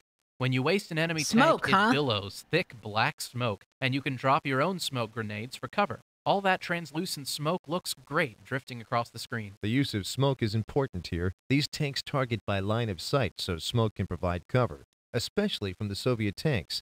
And I can't get over this guy. He's too professional. Circling like buzzards. Dude, you sound like you're not a nerd. At night, allowing you to play with the tank's I want to hear nerds, damn it. Even with good night vision, the After Dark missions can easily take on a panicked, claustrophobic quality. Yeah, I liked them too. They really make you edgy, because when a tank gets damaged, the night vision is one of the first things to go. You'll be sweating every hit when you play night missions. Once you feel comfortable with your tanks, you may want to try out the alternative view. This increases the size of your battle window by reducing the amount of instrumentation you see.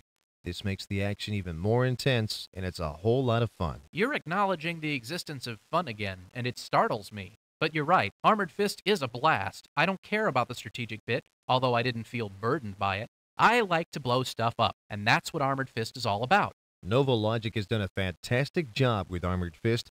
This is a great entry in their line of voxel space games. It has the fast action that made Comanche such a success, plus good control over tactics. If you're looking for an action game that makes you think like an officer, this is it. I'm not really qualified to judge whether Armored Fist is a realistic military sim or not, and I don't care. It's a hell of a lot of fun to play, and if I have to do some thinking to win, that's okay too. Armored Fist is a game any Is that the Statue of Liberty or is that a tank? It looked like the Statue of Liberty to me, but it's probably just a tank. Alright, let's check out the pros and the cons of Armored Fist. The game is very easy to get into and immediately rewarding. The complex tank controls are handled very well, especially if you have a joystick with a hat switch. The sound is great and the action is white hot. Action's white hot, folks. No. No. We want the cons. The graphics in your forward view window are fairly pixelated, especially when viewing objects at close range. That's it? No, okay. Well, we should also try Comanche, M1 Take Platoon, and War Game Construction Set. Blackthorn. It's a sad fact that action games have not kept pace with other genres in improved game quality. Some of the garbage that passes for a good action game these days is no better than the stuff released during the Reagan era. Fortunately, that's all starting to change. With the enormous success of action games in arcades and in the home, PC gamers with a fetish for arcade action are beginning to see titles that will save them from having to buy a PC gamers with a fetish are SNES probably online in One mucks good candidate and from muds. Blizzard Entertainment is a platform game featuring rotoscoped animation called Blackthorn. Blackthorn is a near-exact port of the impending SNES and Genesis versions. While it is fun, its gameplay is nothing new. Several previous games, including Prince of Persia and Out of This World, for example, featured almost identical action. What sets Blackthorn apart from those other titles is its inclination toward the pure arcade game. The controls are simple, yet flexible, with many cool twists, like shooting behind you without looking, hiding in the shadows, and crouching and rolling. Add to this the use of bombs, exploding wasps, and other goodies of destruction. Like Out of This World, Blackthorn comes with a password feature that lets you continue from the beginning of each level. The graphics are nothing spectacular, but more than adequate enough for an action arcade game.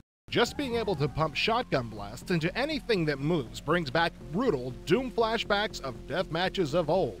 If you enjoy killing things with shotguns or any form of side-scrolling action arcade games, you'll like Blackthorn. With plenty of levels and great shotgun sound effects, Blackthorn should keep any keyboard jockey busy for a while.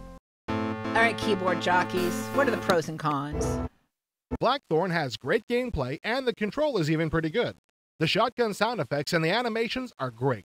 Blackthorn is also no pushover. It's not something you're going to finish the first time you try it.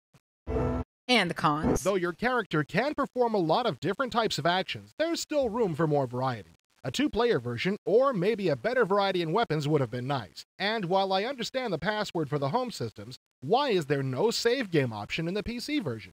Yeah, that's silly. Anyways, also try Out of This World, Flashback, and Prince of Persia. Alright, Chaos Engine. Lately, system requirements for games have gotten a little preposterous. 8 megs of RAM, Pentiums for decent performance, upwards of 50 megs of free hard drive space, and don't forget the 500-page manual that must be digested. Sometimes I crave a simple no-brainer entertainment, a gaming quick fix. The Chaos Engine by the Bitmap Brothers is just that. Small, fast, fun. Players activated. The Chaos Engine is a shoot-everything game. You're supposed to be searching for a this renegade game! machine Yeah, with yeah, warping this is space fun. and time. But who cares what it's about? Just shoot and collect things. You can play a 2-player cooperative game or go solo and let the computer control the secondary character. Either way, you'll shoot lots of things, and that's fun. There are 6 characters to select from in the Chaos Engine, each with his own unique abilities. Speed, stamina, and shot power vary among the characters. Each also has a unique special ability, such as healing or throwing Molotov cocktails. Yeah, shoot everything This is a games. good feature to have, as it adds some variety to what is essentially a very simple game. Everyone needs a simple arcade game to waste some time with now and again, and the Chaos Engine is a great example of just that. You won't broaden your horizons, you won't become involved in a thought-provoking story, but you'll run around and kill a lot of things. If you're a fan of arcade games like Heavy Barrel, the Chaos Engine is your type of time waster. Alright, what are the pros? Unlike many arcade games for the PC, this one actually feels right. The game is nice and smooth, and runs at a decent clip. If you're a shoot-'em-up fan, you'll love it. Oh, you said shoot 'em up that time. What about the cons? If you don't like mindless action games, there's nothing here that will interest you. You shoot things and collect goodies, and that's about all. Looking up a copy protection code between missions got old fast. We should also try Alien Breed, Microsoft Arcade, and previously reviewed Blackthorn. There we go. Alright, Crystal Caliber. Serious fans of computer pinball should What the flock to fuck? Crystal Caliburn, the new offering from Little Wing, the designers of Tristan and 8-Ball Deluxe. Crystal Caliburn is a Windows program that takes Tristan's design even further, cramming the board with ramps, bumpers, targets, and everything else you could think to bounce a pinball off of. Crystal Caliburn is a non-scrolling game that displays the entire playfield in 640 by 480 mode or higher. The graphics are beautiful and are detailed enough to make each object clearly visible. The sound effects are great as well, providing the perfect complement for the table's medieval motif. The ball action is a little slower than I expected, but the physics model is very good, giving this game the most realistic ball mechanics since Tristan. While Tristan was a sparse, fairly easy pinball title, Little Wing has crammed all the features they could into this game. As you Yeah, can see this from game kinda diagram, looks not like an it inch of rules. on-screen space is wasted. Serious pinball players should love this new design, as it offers so many different shots to master and goals to achieve. But the pinball novice may well find this game a little too overwhelming. Despite a few minor flaws, like the somewhat slow ball speed and the lack of side-to-side nudging, Crystal Caliburn is one of the best There's no pinball titles nudging? ever to Whoa, what appear the for fuck? PC. And if you're serious about PC pinball, this one is a must-have. Novices may prefer to stick with simpler games like Pinball Fantasies, but anyone looking for a realistic, well-designed pinball game for their computer should fall for Crystal Caliburn instantly. Alright. The graphics and sounds are great, and the physical ball dynamics are very realistic. The game itself is very well designed and remains challenging after extensive play. Plus, it only requires about 1.5 megs of hard drive space. And the cons? There is no way to set the ball speed, bumper power, or table angle. You can't even nudge the table side to side, and the up-down nudge is all but worthless. We should also try Tristan, 8-Ball Deluxe, and Pinball Fantasies. I do like Cyber Walrus. Yeah, I want to know more about Cyber Walrus. I hope they're doing well. Dominus! Though the actual game of Dominus is pretty original, the theme is nothing new. As the overlord of a besieged kingdom, you must defend your land from 8 different rival clans that are trying to steal the resources from your land. Your mission, and you have no choice in whether to accept it or not, is to beat the snot out of these invaders. Okay. Your kingdom is divided up into 72 different sectors. To defend each sector, you must deploy a combination of spells, traps, and monsters. There's a wide variety of creepy, crawly monsters at your disposal. Each monster looks unique and has attributes like speed, intelligence, attack, and defense. I like if these you get guys. sick of the monsters you start with, you can mix them and create new monsters of your own. The Monster Mixing Room lets you create new monsters with the best features of their component beasts.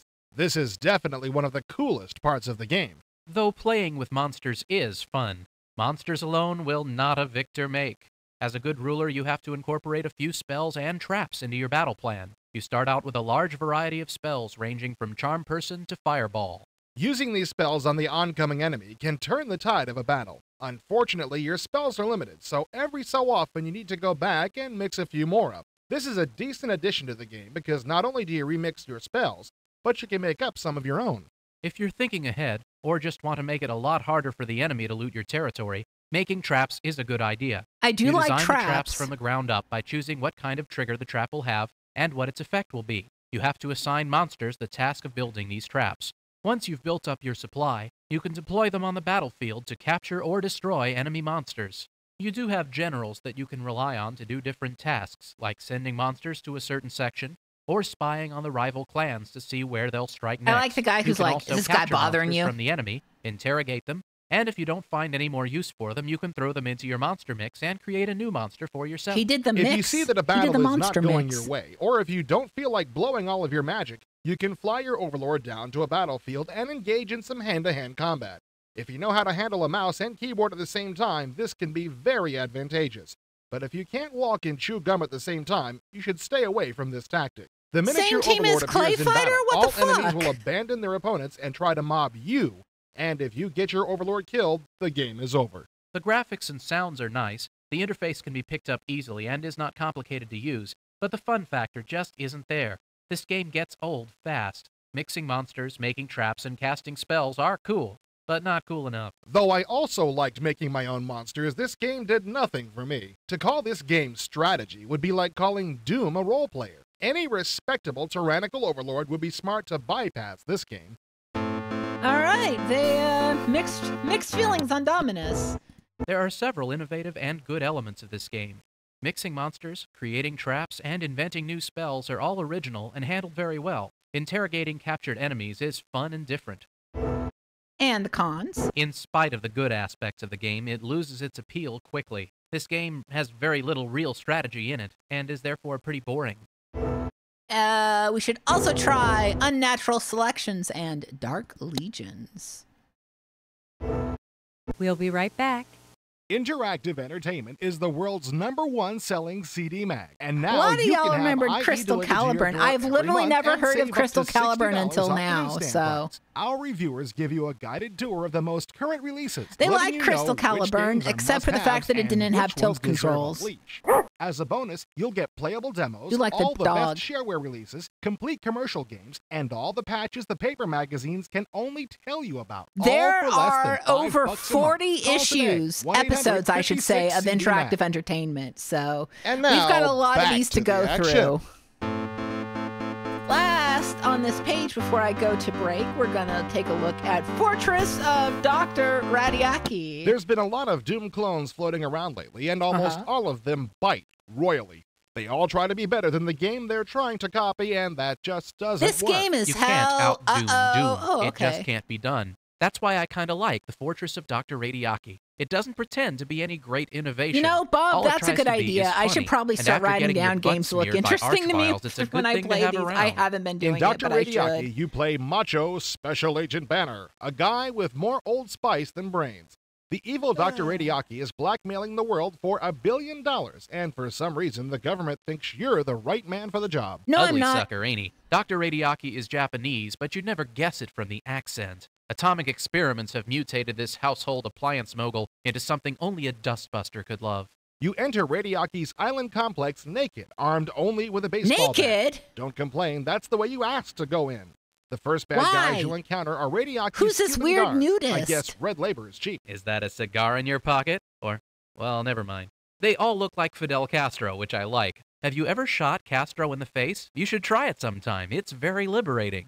In no time at all, you'll have made it into Radiaki's sewer system. The lizard you guy. can almost smell the excitement. If you've ever dreamt about fighting through radioactive sewage, you won't be able to pass up this golden brown opportunity. As if the smell wasn't bad enough to knock you on your back, you have to contend with mutated lizard men and rat men as well. Look at the rats. The monsters are very good looking, even up They close. are good looking, I do say so. I've been meaning to ask you. Okay, shoot. Go ahead. You previewed Radiaki a few months ago, and you said it was going to have SVGA graphics and monsters and walls that don't pixelate at all. What happened to that? Well, Future Vision decided that Radiaki wasn't the right game to debut that engine with. They are still developing the full-screen SVGA engine, though, and they plan to show it at the winter CES. Of course. This is the auto map. It's one of the very few parts of Dr. Radiaki that isn't funny. It's pretty attractive, though. Much better looking than the line-based maps in Doom. That's true, but it's not as functional either. You can't move while viewing the map, nor can you scroll it around. Plus, it doesn't map anything unless this you're right engine on never top of it. debuted. That's bound Beautiful. to annoy those I anal figured it types who didn't. like to get a complete map of the level before going on to the next one.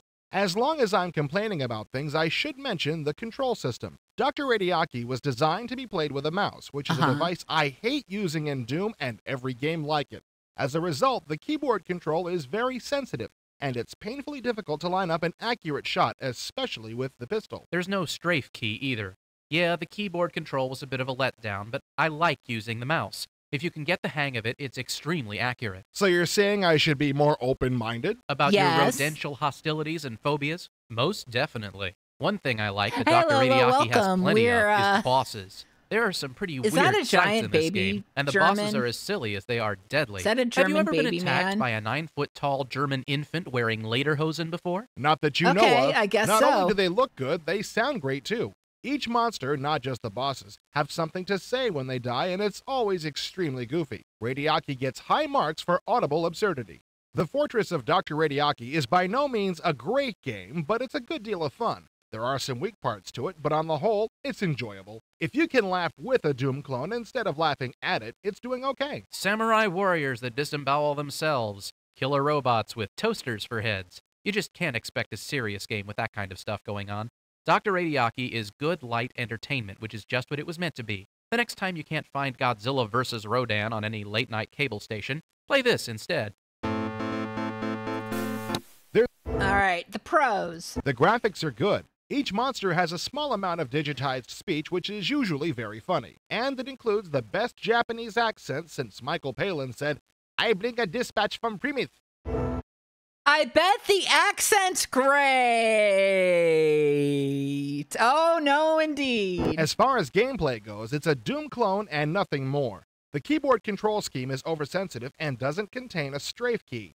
The auto map, Yeah, while sorry you visually came into pleasing, the cannot be racist scrolled and accent, only Lolo. maps what's directly under the player's feet. All right, we should also try Wolfenstein 3D, Isle of the Dead, and Operation Body Count. Sounds good to me. All right, folks. Folks,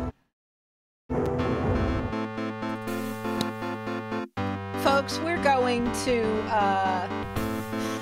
we're going to intermission here real quick. Let's find I need to find a place that's quiet.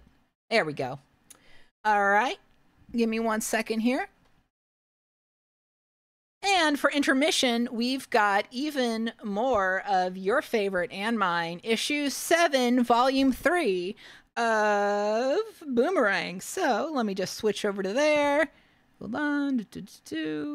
There we go. And I'll see you in about 5 minutes. 10 minutes, I should say. Sorry, 10 minutes. See you then.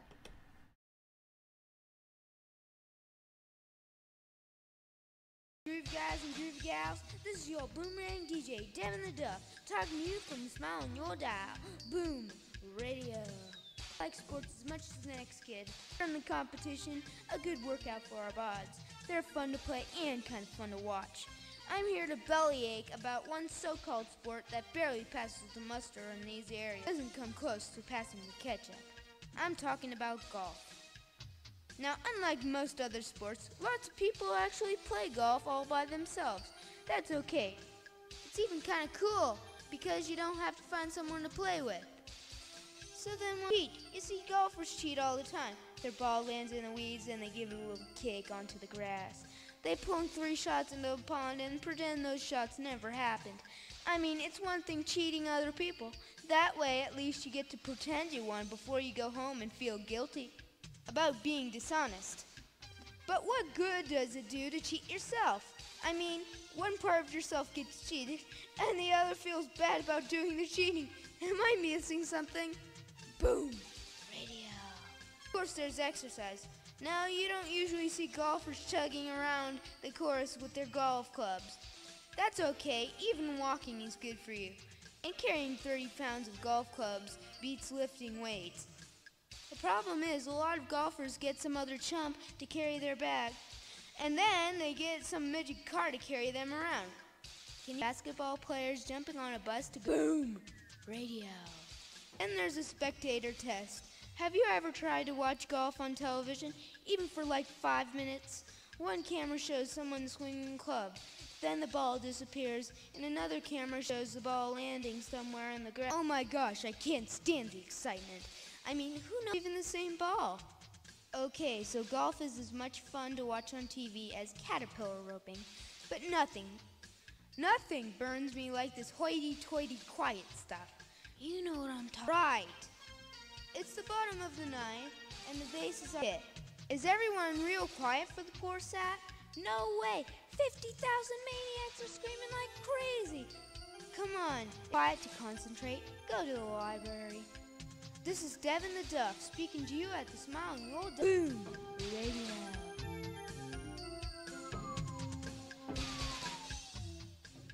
Idea. Fastest way to get a message from Lennon to the problem was there weren't any railroads west of Missouri. Some riders and fresh horses called the Pony Express to take mail the rest of the way. Plunk down $5, and 10 days later you could count hired horse and rider pulling into San Francisco with your There was a new technology called the telegraph back then that allowed coded messages to be tapped out instantly over wires. Only a handful of cities on the East Coast, Hiram Alden and James Eddy, by the aid of the telegraph, they wrote, sons, wives, fathers, and mothers thousands of miles apart would be as if under one roof.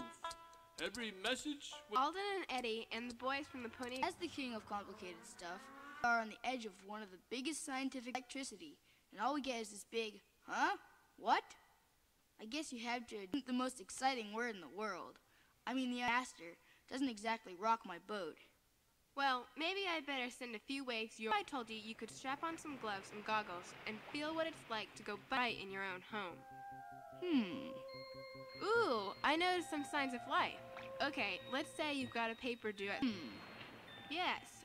Then again, you might be interested in a new... Right already. That sounds pretty cool. But by the time they have this stuff, I'll be in college. Wrong. We're talking about right now. Okay, but what about this information highway baloney?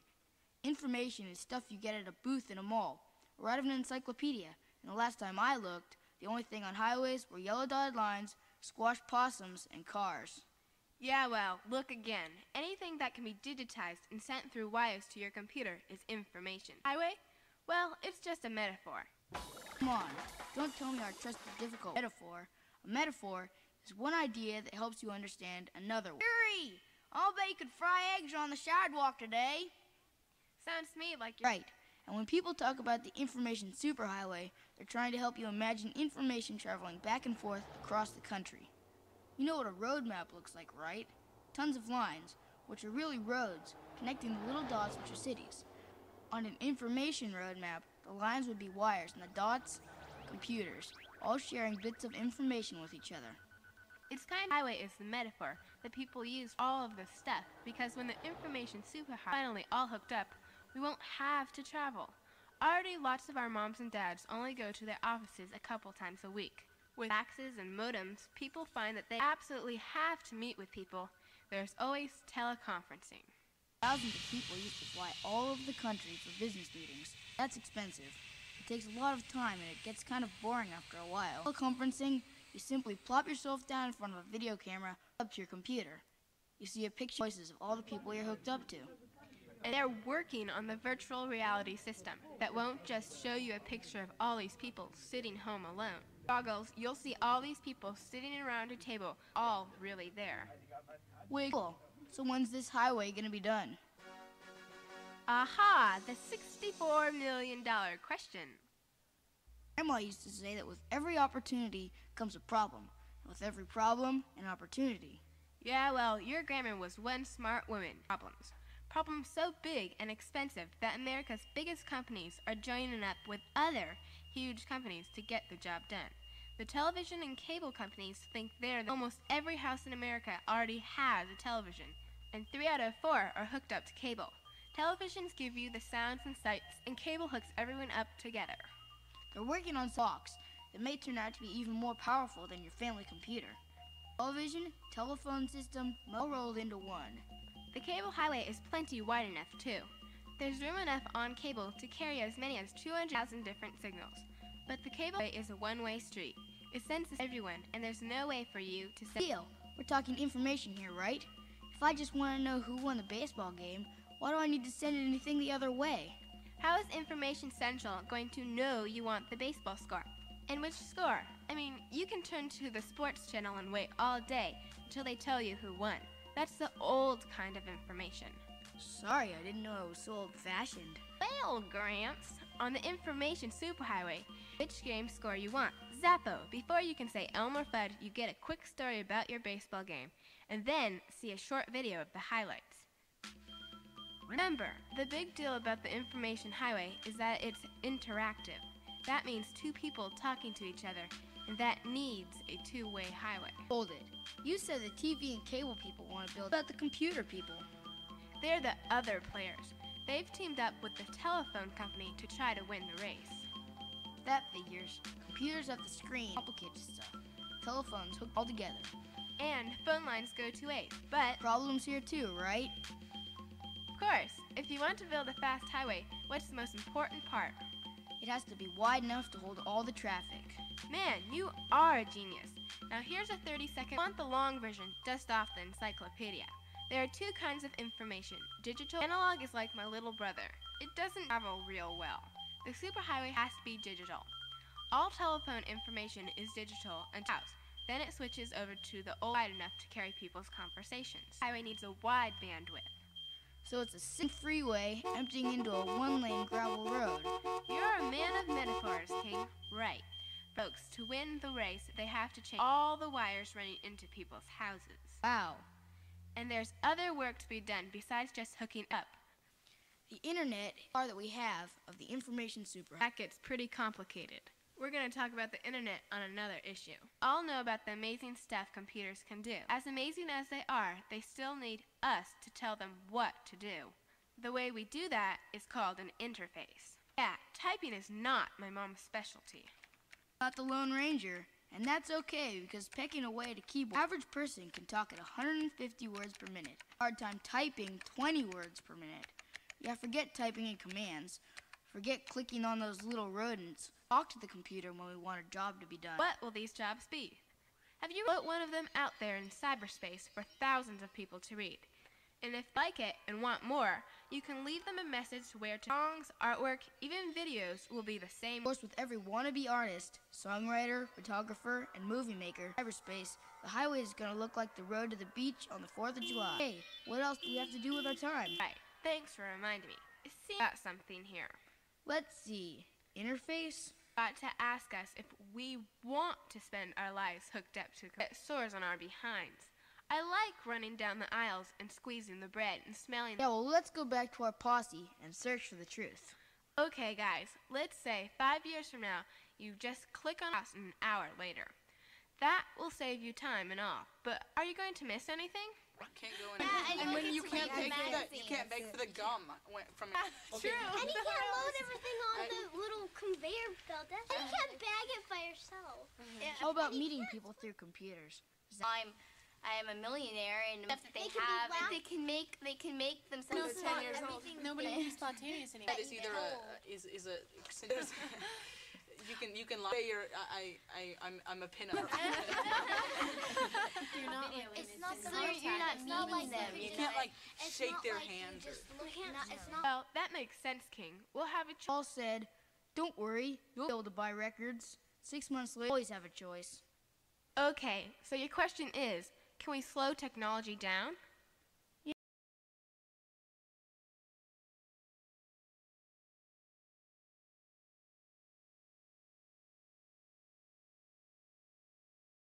Nothing could be better than to feel online or on the internet. Thank you.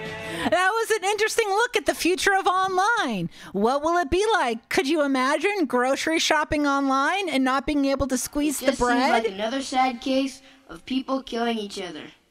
Yeah. What would we do without that, folks? What would we do without that? All right. I have a new soda. I got more caffeine for me. It's I'm going to open it.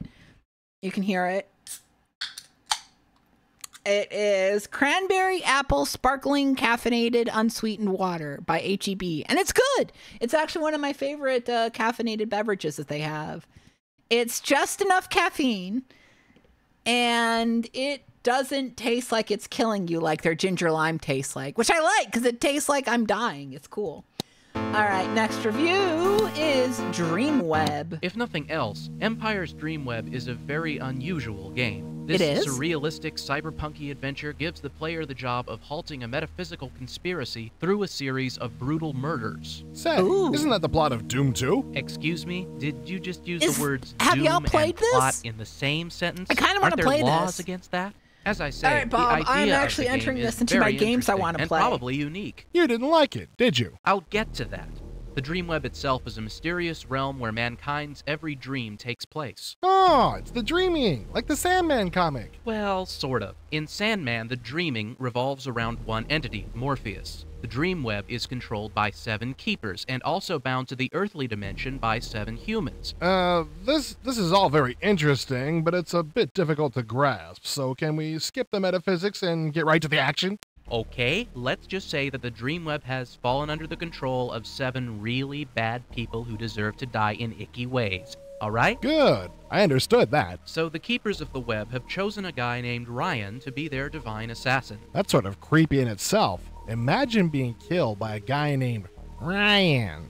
The mood for all this is set up very well with a sort of diary that comes with the game, telling the nightmarish life Ryan was living before coming to grips with his true vocation as a serial killer. Yeah, the Cool. Diary of a Madman was I really mean, well written. serial and killing freaked is wrong. me out. Don't do I it. was ready for anything. Don't Were be a you serial ready killer, for chat. this? Oh, jeez. Is that what I think it is? Yes, friends, Dreamweb is the first computer adventure game that forces you to talk to a guy while he's sitting on the toilet. Well, you've got to admit it's unique. I think I've already admitted that. That's just one of a series of disturbing images in this game. You sound like you think that's a bad thing. Not at all. I'm all for pushing the boundaries in the field. What's really funky is that these gross-out scenes are in such low-res graphics that you actually end up using your imagination to picture them in their full glory. Which would explain the box warning that the game is not suitable for small children. You want to talk about imagination? 3-year-olds are just plain frightening. Yet I for like all the dude sharp on the tactics, left. Dreamweb did a poor job of capturing my interest. What with He all looks this like he's minor gonna tell me key, what his new agey IQ music is, playing, though. not to mention the fact that it's raining all the time in the game world. The game literally made me drowsy. Ooh, how apropos. A game about the seamy side of the dream world almost makes you experience it firsthand. Well, before we harp too much on Dreamweb's sleep-inducing qualities, it should be mentioned that we did not get to review the CD-ROM version with all the digitized voices. No. That might well have made all the difference. Was that a disclaimer? You're getting soft in your old age. Anyway, I had no problem staying awake during the game, so maybe you should consider I'm a a cool regular guy. afternoon siesta. One of the better things about the game is the interface. You've got this nifty zoom window that follows your cursor around the screen and tells you what happens when you click your mouse. Click on your trench coat, and up comes your inventory. Yeah, but for all the neat ideas, it still His could have been glasses are simplified off. Put 'em back further. on. It seemed like everything took twice as many clicks as it should have. Rachel! Click to bring up the inventory, click on the appropriate We're looking object, click at to actually use it, click on what you want to Dreamweb. use it with, etc., etc. Well, that's why you didn't get drowsy while playing. How many cups of coffee did it take? Well, 3 or 4. Life would be so much easier That's how much if I could coffee praise I've had this game to today. the skies or thoroughly trash it. Why do so many people have trouble with the color gray? Well, anyway, Dreamweb is a high-concept game that doesn't really succeed in its aspirations. So much work was put into the atmosphere, and I think it backfired. Are you talking about that drowsy thing again? Look, if you want to complain about something, let's talk about these graphics. Third-person perspective is one thing, but do we have to see everything from the ceiling for crying out loud? Yeah, Yes. the graphics do leave a lot to be desired, but that could have been forgiven if the game had been stronger overall. It just sort of falls flat. It's so disappointing when a cool concept like this gets made into such a mediocre game. You know, I get it. I get it. It's an interesting idea. I will check this out. The interface, In a while future not stream. exactly instinctive, has a couple of very nice features like a zoom window that follows the cursor, and much of the storyline is very original. Okay, and the cons? The attempts at heavy atmosphere clash with the distancing overhead perspective. The low-resolution graphics are annoying. This certainly is not a very addictive game. It just doesn't gel. We are running a little low on product. What should we also try? BloodNet. BloodNet? Hold on. Hold on. Give me a second. I need to write down BloodNet. That is a good sounding game. Imagine a stream with Dreamweb and BloodNet. BloodNet. I have got to try BloodNet. Beneath a Steel Sky, I know you're good, but I got to do BloodNet. Earth Siege. Everybody's gnawing their fingers off in anticipation of a certain game that lets you pilot building-sized battle robots. Well, it's not here yet, but it doesn't need to be. Metaltech Earth Siege from Dynamic is here to fill the void, and it rocks. You know, I thought Earthsiege was gonna blow chunks. I figured it was just a premature Me Too game. But boy, was I off base. This is a whole lot of fun. Who would have thunk it? Earth Siege takes place about 500 years in the future. Scientists have used advanced artificial intelligence to create cybrids, self-motivated, Cybrids! self-teaching robots designed to serve mankind. It would have been fine if the military had stayed out of the picture. Instead, they used cybrid technology to create Hercs, gigantic robotic fighting machines. After a nuclear war, the cybrids decided that humans Why so were losing, sarcastic so about the they wasted nukes? them. Now it's payback time. You are a Herc pilot of the Look human at him! resistance. Okay, that means sick. It's your job to kick as much cybrid butt as you can. You'll run recon missions, simple patrols, rescues, and even get to blow big holes in cybrid bases. Well, this guy's your CO, and he'll inform you of your mission objectives. Plus, I think he used to be on, like, Dynasty or something. Nice hair, though. The animated battle map is where you'll see the particulars of your upcoming mission in detail. It draws out your mission from waypoint to waypoint for you and lets you know what to expect. This screen is similar to the briefing screen in TIE Fighter. The animation holds your attention, and the summary at the end provides a concise overview of the mission. It's handled very nicely, just like the rest of the game. When you're piloting a vehicle as complex as a Herc, control is a strong factor. Thrustmaster's entire line of peripherals is supported, but one good joystick lets you handle the game well enough. Poor control would really have hurt the game, but it's surprisingly simple. With a Thrustmaster FCS or a CH Flight Stick Pro, the top button changes the joystick mode. One mode controls your Herc's movement, and the other lets you move the torso around and target the bad guys. Not bad. Once you find out what to do, you need to pick what to do it in. There are 8 Hercs to choose from, and you can customize their armaments to suit the upcoming mission. If you play in career mode, this becomes even more important. You'll have to outfit your entire squad, and you'd better make sure there's enough quality equipment to spread around. You know, I've noticed that your friends aren't good for much if their heads explode. When I first saw the cockpit of a Herc, I was intimidated. I mean, Doom only has 8 keys you really have to worry about, but once I stopped, it wasn't bad. Actually, it all makes pretty good sense. Yeah, it does. The forward view has sliders to show you where your torso is facing in relation to your legs, and above the top one is a marker to show you where the next waypoint is. It's complex, but very manageable. As complex as Earthsiege is, what it all boils down to is blowing lots of stuff up. Combat in the game is awesome. It's fast. The graphics and animation rule. And there's always a bunch of things to wreck. Now that's what I call fun. One thing I really liked was the ability to target specific parts of an enemy cybrid. If you want to disable it and salvage it later, you can blow off one of its legs and watch the whole thing topple. If you've ever seen The Empire Strikes Back, you know how much fun this is. I think Earthsiege is an excellent game. It may not be MechWarrior 2, but nothing is, including MechWarrior 2. If you've been waiting for a big robot game, pick it up. It won't disappoint. I sure wasn't disappointed. In fact, I was surprised at how good this game is. Dynamics has delivered another top-notch product. As action games go, it's pretty complex, but if you're up for something a little more involved than Doom, did I say that? Well, then definitely put Earthsiege on your A1 priority list. All right, Earth Siege. Looking good, but what are the pros? The graphics are crisp and very pretty. The speech and sound are of high quality, and the music is exceptional. On high-end systems, the gameplay is as fast and smooth as an action game should be. And the cons. Unless you have the complete Thrustmaster product line, you'll occasionally have to use the mouse or keyboard to issue a command, which may be a little awkward. Also, even on the advanced missions, it's still fairly easy to shoot an enemy's legs out from under it. If you get the floppy version, you'll have to buy the speech pack separately. All right, we should also try Mech Warrior 1 and Ultrabots. Probably Mech Warrior 2 as well. Just try all the mechs. Okay, it's a game I know, and a game I've played before on stream, and a game I really, really like. It's Gazillionaire. When I was a kid, one of the burning questions I love in my life Gazillionaire. was, This game's real fun. what's the biggest number? The concept of infinity was a little too vague to grasp, so I spent a lot of time wondering what was higher than 1,000,000, and why we would even need something that huge. Had you shown some I patience, love Gazillionaire. although I realize it's been quite a long time since you were a kid, you would have benefited from the research done by the folks at LavaMind, who have apparently determined that a gazillion is as big as numbers get. All this smoothly leads us into our discussion of Gazillionaire, a shareware release from LavaMind, which isn't quite what it appears to be. Don't let the planets and spaceships fool you, folks. A better name for this would have been Buy Low, Sell High, since it's as pure a resource management game as you're likely to buy these days. That's not a bad thing, since it's a pretty good game, but don't pick up this thing expecting to become a galactic hero after rescuing the universe, that's all. You may not be heroic, but you'll be able to buy all the heroes you want if you play your cards right. Carmen, thank you for the bits. Biggest number for Google hijacked Google Plus. True. Competing against 6 other companies.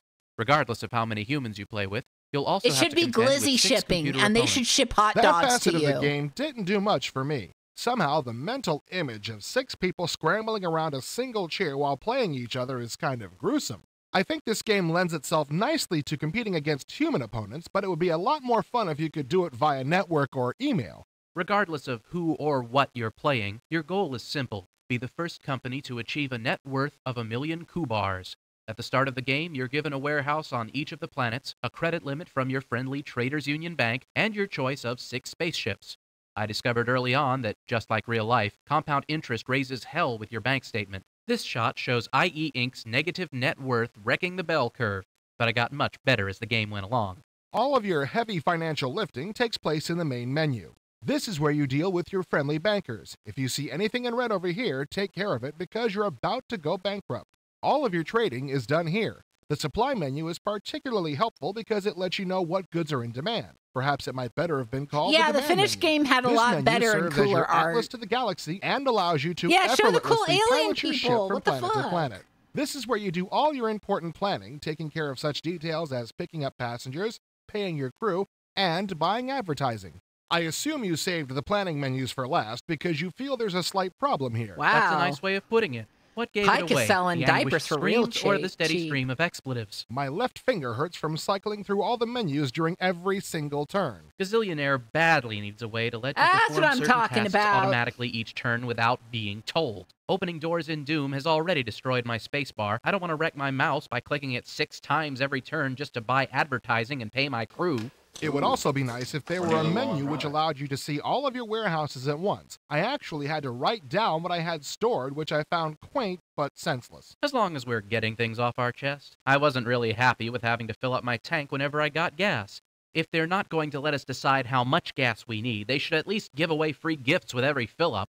All of these things are annoying, but they don't even come close to ruining the game. This is on Gazillionaire Steam? is easy Sick, to learn sick. and hard to turn off. The heart of this Sick. game is in the trading. The only way to squash the competition and rake in the serious dough is 30 to make tons good of diapers. deals. That's yeah, but way there's too something much. magic about buying at 180 and selling at 720. All of a sudden, the problems that Milken, Boski, and all those other Wall Street thieves had with greed. This game seems is to make a lot called more sense now. Gazillionaire. You do have to manage more Holy than the shit, marketplace. look at the union Your crew boss. is unionized, although the union boss will cut you a break every now and then when times are tough. Space travel is fraught with hazards such as Dexy gas, which makes it important to carry insurance at all times to keep that bottom line in the black. I really like the fact that I there were like some this economic guy. controls. The government auctions off additional cargo space along with facilities at each additional planet, which allows you to generate additional revenue.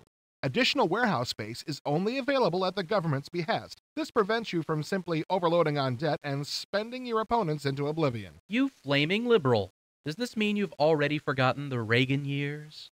Although I haven't conquered it yet, I still think Gazillionaire is a good game. It's not very complicated, but it doesn't pretend to be a stepping stone to a master's degree in business. It's hard to see loser's choice showing on the screen at the end of a game, but I plan to come back for more. That's about as solid an endorsement as I can give to any game. Hey, I'll admit it, any strategy game that beats me the first few times I play it, without cheating, is a game that's going to stay on my hard drive for a long time. And now for a word from our sponsors. Interactive Entertainment is the world's #1 selling CD mag, and now you can have IE delivered to your door every month and save up to $60 off the newsstand price. Our reviewers give you a guided tour of the most current releases, letting you know which games are must-haves and which ones deserve a leash. As a bonus, you'll get playable demos, all the best shareware releases, complete commercial games, and all the patches the paper magazines can only tell you about, all for less than $5 a month. Call today, 1-800-56-CD-MAG. And now, back to IE. All right, but what are the pros and cons of our pal, Gazillionaire? The heart of Gazillionaire is simple but effective. Trade better than your competitors. Move back and forth between 7 planets, buying and selling goods, and the game's design makes the marketplace extremely easy to understand. That was a bark. Yeah, they have a bark in their ads. Like a lot of other business games, Gazillionaire's interface needs some streamlining. Having to repeat commands that you want carried out during every turn becomes boring very quickly. All right, we should also try Traders, Merchant Prince, and Rags to Riches. Chat, have you heard of any of these? Should I play any of these? I like trading games because I like creating really stupid companies. And maybe I should play Gazillionaire and do like an Only Diapers run or something. I don't know. All right. Click and play. No matter how good computer games get, there's always some wiseacre who thinks he can do better. Well, for all those perfectionists, Maxis presents Click and Play, a handy-dandy design package that lets you make your own games at a mouse click. Or rather, several mouse clicks. Click and Play is packed full of objects and characters, complete with built-in animations. Just pull one down from the menu, then create a movement and a behavior for it. Simple, right? Actually, there's a bit more to it than that, but creating the perfect game is never easy. Let me add that to the list. Determination, and a big Chinese dragon on a pool table. Wait a minute, how'd that get in there? And if you don't have the patience to actually create and fine-tune an excellent game with great replayability, you can just use the interface to create goofy pictures like we did. Yay! Don't you wish you knew the rules to this chess variant? All right, so, what are the pros of... Oh, there's no pros or cons, but what should we also try? Load Runner, Warlords 2 Scenario Editor, and Aid de Camp. Have you heard of Aid de Camp? I have not heard of that. All right, what else you got for us? Microsoft Golf 2.0. Judging from all the noise you were making while you were playing it, I'm guessing you developed an emotional attachment to Microsoft Golf 2.0. Are you that loud and obnoxious when you're really playing golf? Go ahead and laugh. If you were a real golfer, you would understand that golf isn't a game worth anything if it doesn't frustrate you as much as the real thing. Now, based on that litmus test, Microsoft Golf 2.0 is pretty good. If you're a Lynx 386 fan and you pick this up, don't worry. You're not suffering from a flashback.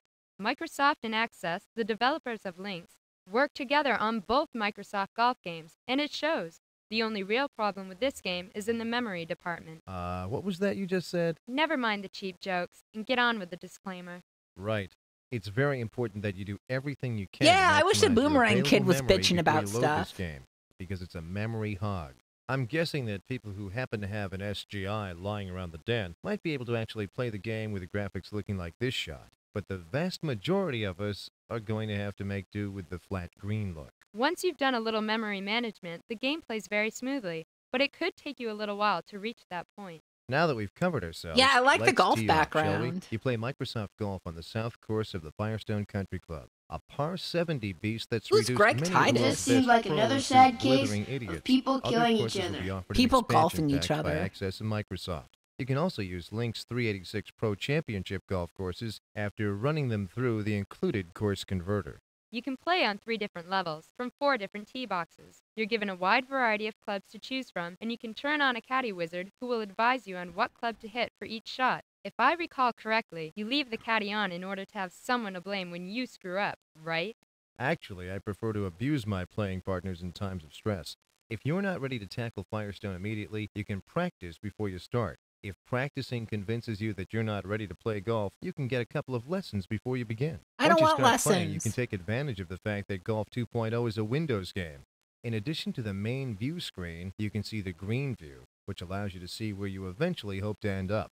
The profile view, which lets you know whether you're above or below the pin. The top view, which gives you an overhead look at every hole on the course, and the advanced shot setup, which allows you to adjust if you actually know what you're doing when it comes to golf. What if I don't know what The I'm shot info doing? window lets you know exactly how far it is to the pin. The swing control window gives you your choice of clubs and lets you decide what kind of shot you're going to attempt. Once your ball comes to rest, hopefully somewhere near the fairway, you're told how far your shot went. It's doubtful that even such a rank amateur as yourself would want to have every window open. I use this particular arrangement and call up any additional information I might need when necessary. All of these options wouldn't mean a darn thing if the gameplay suffered, but that's not the case with Microsoft I can't get Golf over this 2.0. professional Once you announcer overcome those guy. pesky memory problems, it runs very smoothly. I was particularly impressed with the detail Oh, built into excuse the me. playing levels. That ugly swing that still leaves you in the fairway on the amateur level will leave you closely acquainted with sand traps littered around the course if and when you play as a pro. And once you finish, you'll get an exhaustive list of every possible statistic about your round. Of course, let's be honest, the main appeal of a game like this to a He does hacker sound like you Yap is that Dollar. you can accomplish things playing golf Young 2.0 Chow that you can only Shoo. dream of doing during a real golf outing. I would really resent that remark if it weren't for the fact that it was true. Besides, this game is a hell of a lot cheaper than a series of lessons from my local pro. If you're crazy enough to own a real set of clubs, take my advice and pick up Microsoft Golf 2.0. It will give you an idea of what sort of fun good golfers have on the course. Okay. And the pros of our golf game? Hitting a nice little draw around a dogleg left isn't easy for most golfers, but it's a relatively simple task once you've spent some time practicing on Microsoft Golf 2.0. The Windows format allows you to choose from a number of different views of the golf course. And the cons? The manual for Microsoft Golf 2.0 says the minimum operating requirement is a 386SX with 4 megs of RAM, a wildly optimistic statement. This game is a memory hog, and you're going to have to do some work in order to get it to run smoothly. We should also try Link's PGA Tour and Jack Nicklaus Signature Edition.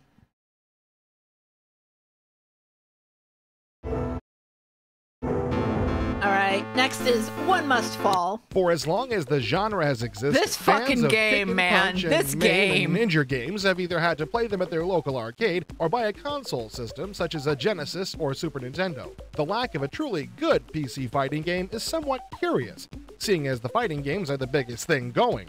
It took a small but brilliant shareware company known as Epic Mega Games to end this ugly trend. Their newest release is called One Must Fall 2097, and after playing it for hours, I can say that no other PC fighting game even comes close. The premise of the game is this. You choose one of 10 unique giant robots which, according to the story, this game you control French? via a cybernetic mind link. Chat, Pretty is cool this game already. French? Actually, you'll be controlling your bot with a keyboard or joystick, but this doesn't take It's much not? away from the fun. It feels In addition French. to the variety His that name's exists Jean between each Paul. robot, the pilots themselves are rated Epic in 3 Mega categories: Games, okay. Power, agility, and But you know what I endurance. mean by it feeling Matching French, the right pilot right? with the right bot is often the key to winning. In 1 or 2 player combat mode, this is really all you need to know. Choose a pilot and a robot and try to kill your opponent using a variety of punches, kicks, combos, and some exceptionally cool special moves, which are performed in Street Fighter II fashion. The heart of the game lies in its tournament mode, though. Here you start with a rookie pilot, a relatively weak robot, and $2,000 with which to upgrade yourself and your robot. Every win gives you more money and gets you one step closer to the championship. Every loss sends you down a notch and takes money out of your pocket for repairs.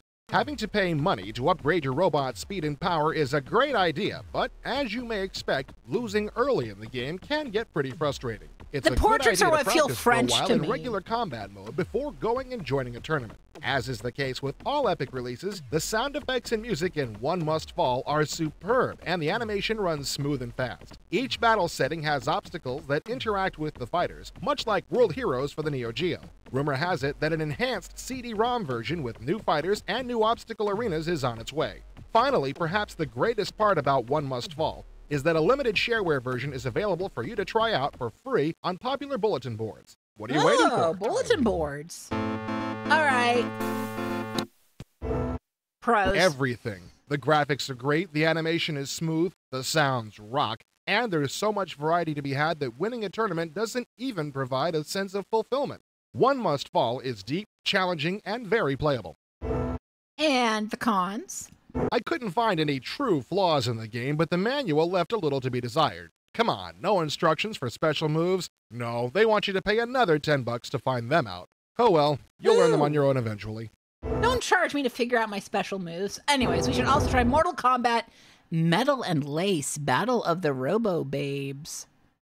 No, thank you. I'll skip out on that, but I'm sure some others would enjoy the Robo Babes. Make it Robo Men, and maybe I'm there with you.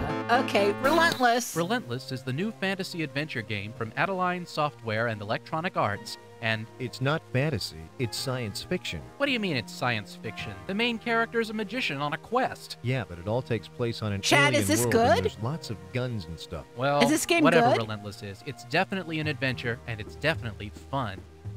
The story takes place on the planet Twin Sun, where several strange races live, including the This Rabby is Bunnies, French. the This game is Grobos, French. and the Quetches. Or if It you whips prefer ass the in big earnest. rabbits, Okay. the squat elephants, and the guys with ponytails. Life was pastoral and peaceful on this world, until the ambitious Dr. Funfrock took over the government, declared martial law, and moved everybody to the southern hemisphere. The player is a Quetch named Twin Sen with an E, not to be confused with the planet Twin Sun with a U. Twinson has been dreaming that the world will be destroyed if he does not seek out the goddess Sendel and try to fulfill the timeless legend. Unfortunately, one of the first things that Dr. Funfrock did when he took over was to declare it illegal to talk about the legend. So when the game starts out, Twin Sen is in the asylum and has to escape. We might as well say it now. The most impressive thing about this game is the character movement, which we I like the look unfortunately of can't this. show you. Just I'll add trust this us. to the list. Smooth is too rough a word. At least you can see how nicely the 3D effect works. Everything is shaded and gorgeous. In many ways, the actual gameplay looks even better than the cutscenes. That's just plain weird. Gameplay is very simple. You use your arrow keys for moving around in one of 4 modes that you choose from this pop-up menu. Either normal, athletic, which lets you run and jump, aggressive for hand-to-hand combat, or discreet for sneaking around and hiding. The I love the spacebar serves as the graphics. command for special actions ranging from talking to your neighbors to searching through flower pots for spare change. This visual simplicity allows for full-screen gameplay without a distracting icon bar. There's not even a cursor because the mouse is never used. Everything is keyboard-based, but the commands are laid out so that you'll hardly have to look at the keyboard. Well, there is a drawback to that simplicity, and it's really the biggest gripe I have about the game. The game saves itself at critical points rather than the player having to do it.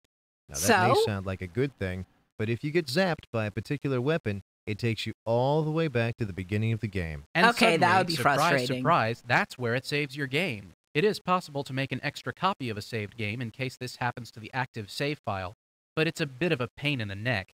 There's nothing wrong with an autosave feature, but you should be able to toggle This the runs on manual modern without systems? having to Okay, go all the cool. way back to the setup screen. But, well, it's a little inconvenient to keep your game saved where you everybody, want it. it's a rat, This is it's a still rat, really it's a rat, great play. rat The puzzles woman? are pretty simple, It's a so rat. anyone can eventually make it through. And if you do get taken back to jail, it affects your interactions, but you can still win. You can choose between digital speech, Is that a written text, dragon? or both during I like it, gameplay, whatever it but the is. choice has to be made back at the setup screen before the game starts. It's all in the name of not distracting you from the story with a bunch of different options. But I don't think a toggle hotkey would have been distracting. No, they could have done better on some of the options, but there's no faulting them on the sound. There's even stereo effects that come into play when a character walks across the screen. Cool stuff. Relentless is a very appealing piece of work that should attract a wide variety of players. All right, let's figure out the pros. You will not believe the smoothness of the character animation in this game.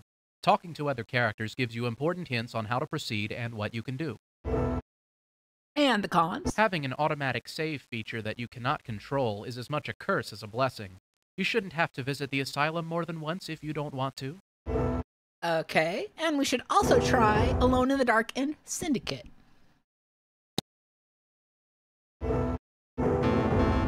Alright, we got the tech manual for Star Trek. You know, I had a dream last night that I was wandering around the Starship Enterprise. In the nude, right? And then Patrick Stewart comes out of the ready room in his bathrobe and says, "Engage." God, I love that dream. Well, no, that wasn't quite what I had in mind. I Y'all think had the I just Picard spent fuck too much dream? time fiddling with the Having Star the Trek Picard The Next fuck Generation dream over Interactive here. Technical Manual from Simon & Schuster. Oh, that? Yeah, that's good too. Well, it may not be able to compete with your dreams of Captain Picard, but I was really impressed with this thing. Before the set for the television show was dismantled, Paramount let these guys come in and go crazy with the old digital camera, and the result is like walking around the ship. How can you get so excited about a spaceship that doesn't exist? Next Generation was worth watching for one reason and one reason only. The people. You're not fooling anyone, you know. Let's leave my fetish Winger! involvement Thank you out of so this. much for the Thank you very raid! much. Wing raid! Well, Thank I'll you, thank admit the ship you! does look a bit empty.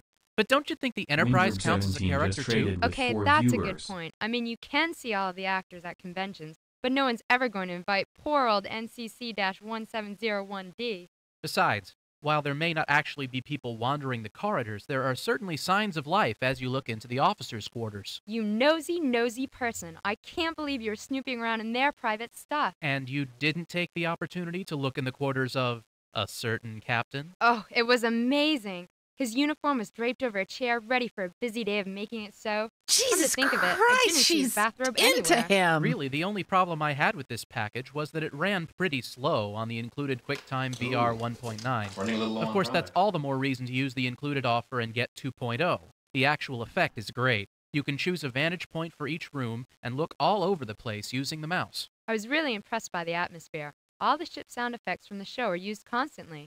After an hour or two exposed to the throb of the engine, it gives you a real sense of how important it is for a Starfleet officer to take ship leave every once in a while. Of There's just course, so all much you have to info do is here, turn off man. the sound. While we're talking about the sound, it's worth mentioning that Majel Barrett Roddenberry does a tremendous job as the ship's computer system, LCARS. And I bet you enjoyed the guided tour featuring the voice of First Officer Riker, right? Are you kidding, Jonathan Frakes? Woof! Another neat thing about the interactive technical manual is that not only does it have all this cool photographic stuff, but it also contains every entry from the non-interactive print version. So you get to find out lots of strange ship details, like how does the Enterprise handle fire prevention? Not to mention Okay, more the fire suppression pseudoscience thing than is your little heart interesting. ever dreamed of. Did you ever wonder how the holodeck works? Well, the basic unit is the omnidirectional hollow This diode, lady has or totally OHD. written But basically, slash they fic. made it up. And the more you She's fiddle got with that this vibe. package, the more cool stuff you'll find. That You Star can use Trek the index Fujoshi to find individual vibe. entries, but until you actually look around the bridge a little bit, you won't know that there's a photon torpedo simulation. And there's close-up pictures of tricorders, like this one. And if that's not close enough, you can bring it a little closer so you can actually read the button text. And look, here's a 24th century laptop. I can't believe they just left all this stuff around here. Well, who's going to take it? We are talking about the final frontier here. How would you get away if you stole something? Check it out. A diagram of every life capsule on the ship. Cool. There's no question that if you're a serious Oh, Star man, Trek nice fan, visor. or even a frivolous one, and you Do have they a show you where the CD-ROM toilets drive, are? you are really going to I enjoy wanna know Star where the Trek The toilets Next are. Generation Interactive Technical Manual. The amount of material here is boggling. It might even tide you over until the Next Generation movie. All right, what are the pros of this other than the lady who wants to fuck Picard? There is so much stuff on here, and the atmosphere is perfect. You really get the sense of working with the Enterprise computer, thanks to the voice of Majel Barrett Roddenberry. Great pictures, tons of detail. There's even text articles explaining how the transporters work, in complete pseudo-scientific gibberish. It's charming. And the cons? Unfortunately, our 20th century QuickTime VR 1.9 runs this CD very slowly. There's probably a drastic improvement using version 2.0, which, coincidentally, you can get through an included mail order deal. Well, it may not... And we should also try the Guinness Disc of World Records and Growlier's Multimedia. Growlier's is fine, I guess. I would say no to both of these, but that's just me. All right. Next up is Star Crusader. Star Crusader is the first Take-Two game I've played, and I think it's a strong first effort. It's no major revolution in the field of space combat games, but if you're a fan of the genre, I think you'll like it just fine. That's about how I felt, too. It's not going to blow you away or anything, and it's not going to win any converts, but if you like space shooters, you should give it a try. You play Roman Alexandria, a top pilot of the Goreen look at Empire. them. The Goreens are large and them. technologically advanced and make it their business to subjugate and educate lesser races, preferably through peace. Star Crusader's plot chronicles the war for Eradicate the lesser Rift. races The through native peace. races of the Rift don't want the Goreens there at all, killing but each the other. Empire has definite plans for the area. The plot is one of the game's strongest points. It's fast-paced, compelling, and could actually have made a good interactive movie. You'll converse with other pilots in the briefing room. These conversations aren't interactive, but they're well written. Each pilot has real personality, which is something you don't see often in an action game. Characters and events are further explored with occasional animated cutscenes. Owners of the CD-ROM version will get speech in both the briefing room talks and the cutscenes. The voice acting is usually very good, and the combination of strong plot and good acting is an indication of what Take-Two is capable of. Much of Star Crusader's pre-release ad campaign centered on its graphics, which were promised to be excellent. That's only half true. The graphics in the opening sequence and the cutscenes are very good indeed, but the in-flight scenery is nothing more than average. The mission graphics aren't bad, they're just not what they were hyped up to be. The cockpit instrumentation is fairly bland, but the enemy ships look good, especially up close. You shouldn't buy Star Crusader for its graphics. It has more deserving merits. Let's talk about one of those merits now. The Goreens have mixed intentions in the first place, and after only a few missions it becomes obvious that your commanding officer holds much more stock in war than he does in peace. A moral dilemma is brewing. After essentially being lied to forever. and strung along by your superiors, you must make a choice to stay with the Goreens or defect and fight for the aliens. This isn't a clear-cut good versus evil game, and that makes the plot all the more interesting and personally involving. As the squadron's wing leader, you'll eventually get to make strategic decisions. This will include assigning pilots to your missions and choosing the ships they'll fly. I like that an awful lot. Me too. This is something you just don't see very often in spaceflight games. You're fighting a war, and it's refreshing to have some authority for a change. Sometimes it's the little things that make a game shine. Another good original feature is the inclusion of secondary missions. You fly the primary campaign, but in addition to this, you can assign extra pilots to fly extra missions in the background. Successful secondary missions can gain you control over enemy sectors or win you captured enemy ships to use, and failure will lose you valuable pilots. These missions really flesh out the game, so it doesn't seem so much like fighting a one-man war. The core of the game, the actual combat, is fun and well done, although it doesn't break any new ground. Its feel is very similar to Wing Commander, which isn't bad, but I wish there had been some innovation. The game's other parts definitely outshine the combat, but it's still a lot of fun. It's nice and fast, and control is good. Wing Commander fans should feel right at home. Star Crusader is a good solid space action game. The combat missions don't really break any new ground, but they're fun and the game has a lot of other things going for it. If you like this type of game, you should give Star Crusader a try. If this is any indication, I think we can expect good things from Take-Two in the future. Star Crusader has some good original ideas, and that's hard to maybe come we'll by hear in this more business. from this I had fun playing it, Take-Two? and I look forward to more titles from Take-Two. Let's see what else they're going to do in the future. All right, what are the pros? The plot is much better than you'd expect in an action game, and the characters have substance and personality. The ability to choose your wingman and their crafts is a very good addition. And the cons? The in-flight graphics don't live up to the hype and are bland when compared to those of the cutscenes.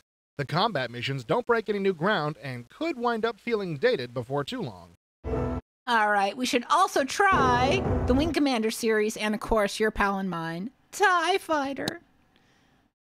All right, next up, Star Reach. I really wanted to like Star Reach. Uh-oh, here it comes. But I just couldn't bring myself to it. The premise sounded awfully cool. You control the production of a group of planets, and when you set out to conquer new planets, you send your ship in and control them in arcade-style combat a la Star Control. Let me guess. Beautifully planned, poorly executed? That's about the size of it.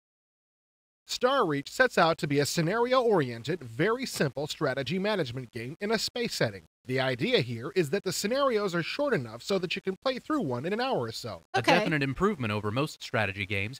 I expect to finish my current game of colonization sometime after they send me to the home. Fortunately, unlike some other scenario-oriented real-time games, you can save your game. Would that be an oblique reference to Iron Cross? Would you stop bashing every game in the industry? Sheesh! What are you, a masochist? What can I say? Salman Rushdie is my hero. Star Reach succeeds at being a quick-fix strategy game. However, the What? scale that it has to operate Why at are to you accomplish this referencing puts a real damper on the level of What? strategy that's involved. At their core, all the scenarios are similar. You and your opponent each start with Yeah, a I'm number with of you, planets. Chad. I Your don't goal is get to that wipe either. out all enemy HQs while preventing the destruction of your own. Each planet you control That's fine. produces minerals You just and say what money. you wanna The amount say. produced depends on the type of planet it is. Planets also produce people. The more people you have, the more money and minerals you can produce. They produce food as well. Logically enough, food is essential for maintaining and increasing your population. Minerals and money are used to build stuff. What kind of stuff? Planetary improvements and starships, to be exact. Planetary improvements make your planets better. Fancy that. To be specific, they increase your maximum population, improve mineral and food production, let you launch ships and convoys, help you defend your planet, and allow you to build new ships. Starships range from light fighters and troop transports to repair ships and satellites. There are 10 different ship types in all, each of which has a very specific purpose in life. Fighters and destroyers attack other ships. Missile ships bomb ground targets. Satellites create a defensive ring around a planet, and troop transports let you land troops on a planet and attempt to set up a base there. Once you have a base on a planet, you control its production and can thus use it as a launching point for additional incursions into enemy territory. In order to set a planet's production, you have to fly to that planet in your star cruiser and dock with it. This sounds really neat on paper, but in reality, you'll spend all of your time dashing from planet to planet like a juggler trying to keep a bunch of plates spinning. I didn't find this fun at all, and it doesn't even make sense. Say guys, there's this thing. Maybe you've heard of it. It's called radio! Yeah, the technology is totally wonky. I mean, you're supposed to have a teleporter that rescues Haven't you from heard your star wonky in a cruiser while. when you're stupid enough to get it blown up, but you don't have faster-than-light communications to give your planets orders at range? Give me a break. You'd think you could at least write down your instructions and teleport them to the planet in question. Thankfully, you can forego using the star cruiser and play in phantom mode. This replaces your cruiser with a cursor, which doesn't take damage or run out of fuel, but which likewise can help out your attack fleets in combat. It's faster than the Star Cruiser, but not by as much as I'd like. I kept wishing I could use that device dangling from the back of my machine. You mean the mouse? Yeah, that's it. Having bashed the crap out of this game, it's only fair that we mention its good points. It has good points? Don't be an ass. The default keyboard arrangement is weird, but that's not a real He should problem, just be like, since "Fuck you can you, guy." reconfigure your keyboard controls from the main menu. There's even a feature that tests your configuration to see if any of the keys will lock each other out. You can also set your sound card configuration from within the game itself. Cool. The graphics are pretty decent, and the digitized speech which informs you when a planet has finished building something is good, although some of the alien voices are a little hard to understand. I also like the split screen mode, but modem or network play would have been a welcome option. Star Reach could have been a really good game, but there are some fundamental things wrong with it at a very basic level. This makes them hard to overlook and impossible to work around. As a result, the game just isn't very much fun. If you're a fan of real-time strategy games and you have a hardy constitution, you may get some enjoyment out of Star Reach. Otherwise, you're likely to have a tough time even getting out of orbit. Okay, not a big fan of Star Reach. I really wanted to like Star What are the Reach lets you pros? configure your sound setup from within the game itself, which is a welcome innovation. The sound is worth hearing as well, the music is pretty good, and the digitized speech is excellent. And the cons? There are a couple of things wrong with Star Reach, but they can be summarized in 5 short words. The game isn't much fun. Okay, the game isn't much fun. We should also try Star Control 2, Warlords, Orcs and Humans, and Dune 2. Next is Star Trail. I'm a sucker for sequels. Are Not you? excessive sequels, mind you, like Friday the 13th Part 29, Jason Joins the Peace Corps. I mean real, well-planned-out sequels like the one that we get to review today. No doubt about it. Realms of Arcania's Star Trail is a well-thought-out game with plenty to offer. Granted, it was well thought out in Germany, which accounts for some of the slight grammatical errors found here and there, but it's a welcome change from the completely AD&D-dominated RPG industry here in the States. The Realms of Arcania series is based on the popular German gaming system Das Schwarze Auge, which features greater character variety and a more realistic magic system than does AD&D. Creating an adventuring party in Star Trail can be an incredibly complex process, but you'll be glad you took the time. Indeed. When you start Star Trail, you'll have the option of using Novice or Advanced mode. In Novice mode, you assign pre-rolled stats to character attributes, choose a class and appearance, and then you're done. Advanced mode lets you really customize your characters like no other RPG I've seen. You must define each character's skills using a point-based system, and for magic users, assign proficiency in certain kinds of spells. When that's done, and it does seem to take forever, your party sets out into the semi-bustling town of Kvirasim, which is only semi-bustling because it happens to be late at night and all the malls are closed. When in a town or dungeon, the traveling perspective is first person, and one of the nicer options in the game is the ability to toggle between free and step-based movement. Yeah, when you play Star Trail, you have the option of using Novice or Advanced mode.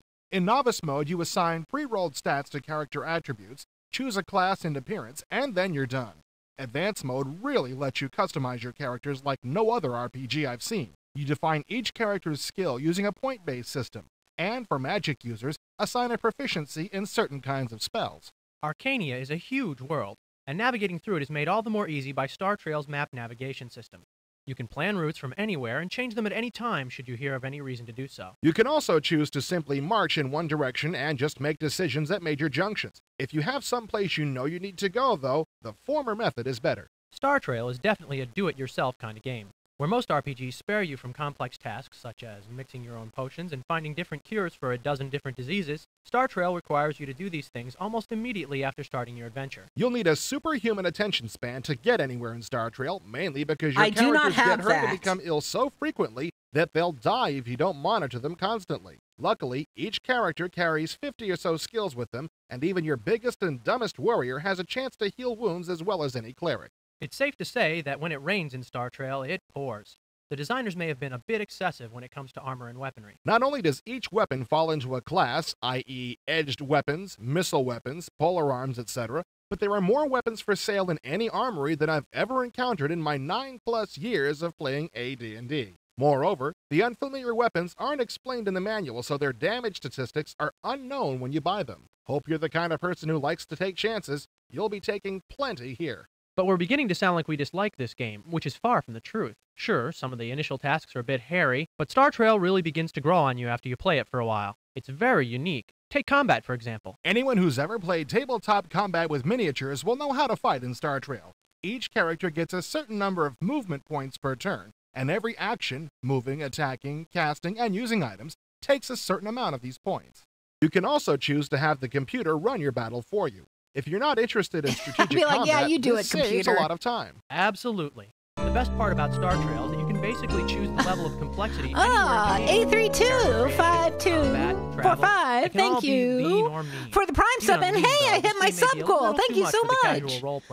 Nice, yay! Hooray, thank you everybody for the support. I really appreciate it. Thank you so much. Spellcasters, spell points. Keeping with the underlying theme, you can choose to allocate them to specific skills on your own or have the computer do it for you. Don't assign skills randomly, though. Make sure someone in your party has the ability to treat wounds, and that there are at least a couple of guys who can pick pockets and locks. These skills can come in really handy. So, to sum it up, Star Trail is definitely a step up in complexity from the litter of hack and slash and cast and survive RPGs out there. There's a lot more to it than combat.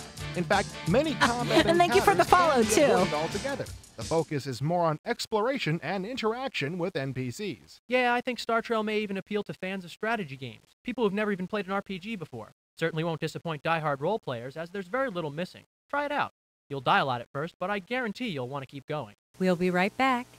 Interactive Entertainment is the world's #1 selling CD mag, and now you can have IE delivered to your door every month and save up to $60 off the newsstand price. $60? Our reviewers give you a guided tour of the most current releases. But will these come in jewel cases? Must-haves and which ones deserve a leash.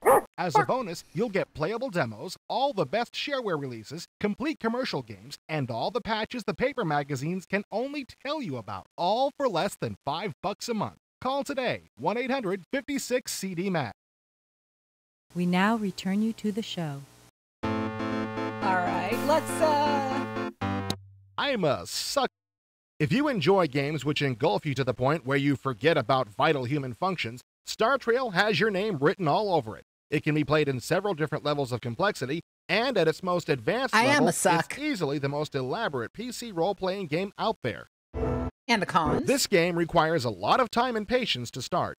Even with its different complexity levels, it's still more suited overall for the hardcore role player. Also, the lack of any online help for spells or icons requires you to always play with the manual in hand. And we should also try Realms of Arcania and the Wizardry series. I don't think I'll be doing that. Maybe I will, I don't know.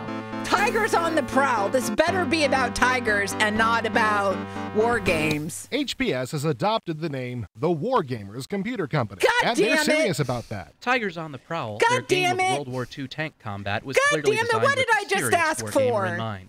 Tigers on the Prowl was designed and programmed by Scott Hamilton and suffers from a small collection of the problems that I normally associate with games just seemed designed like and another programmed sad by case the of same people guy. killing Yeah, each but that's a other. gameplay thing. Let's save that for It later is. when the review gets Instead kinder. of Right now, we tigers have to killing stomp on the graphics a people. little. Ooh, fun. Stompy, stompy.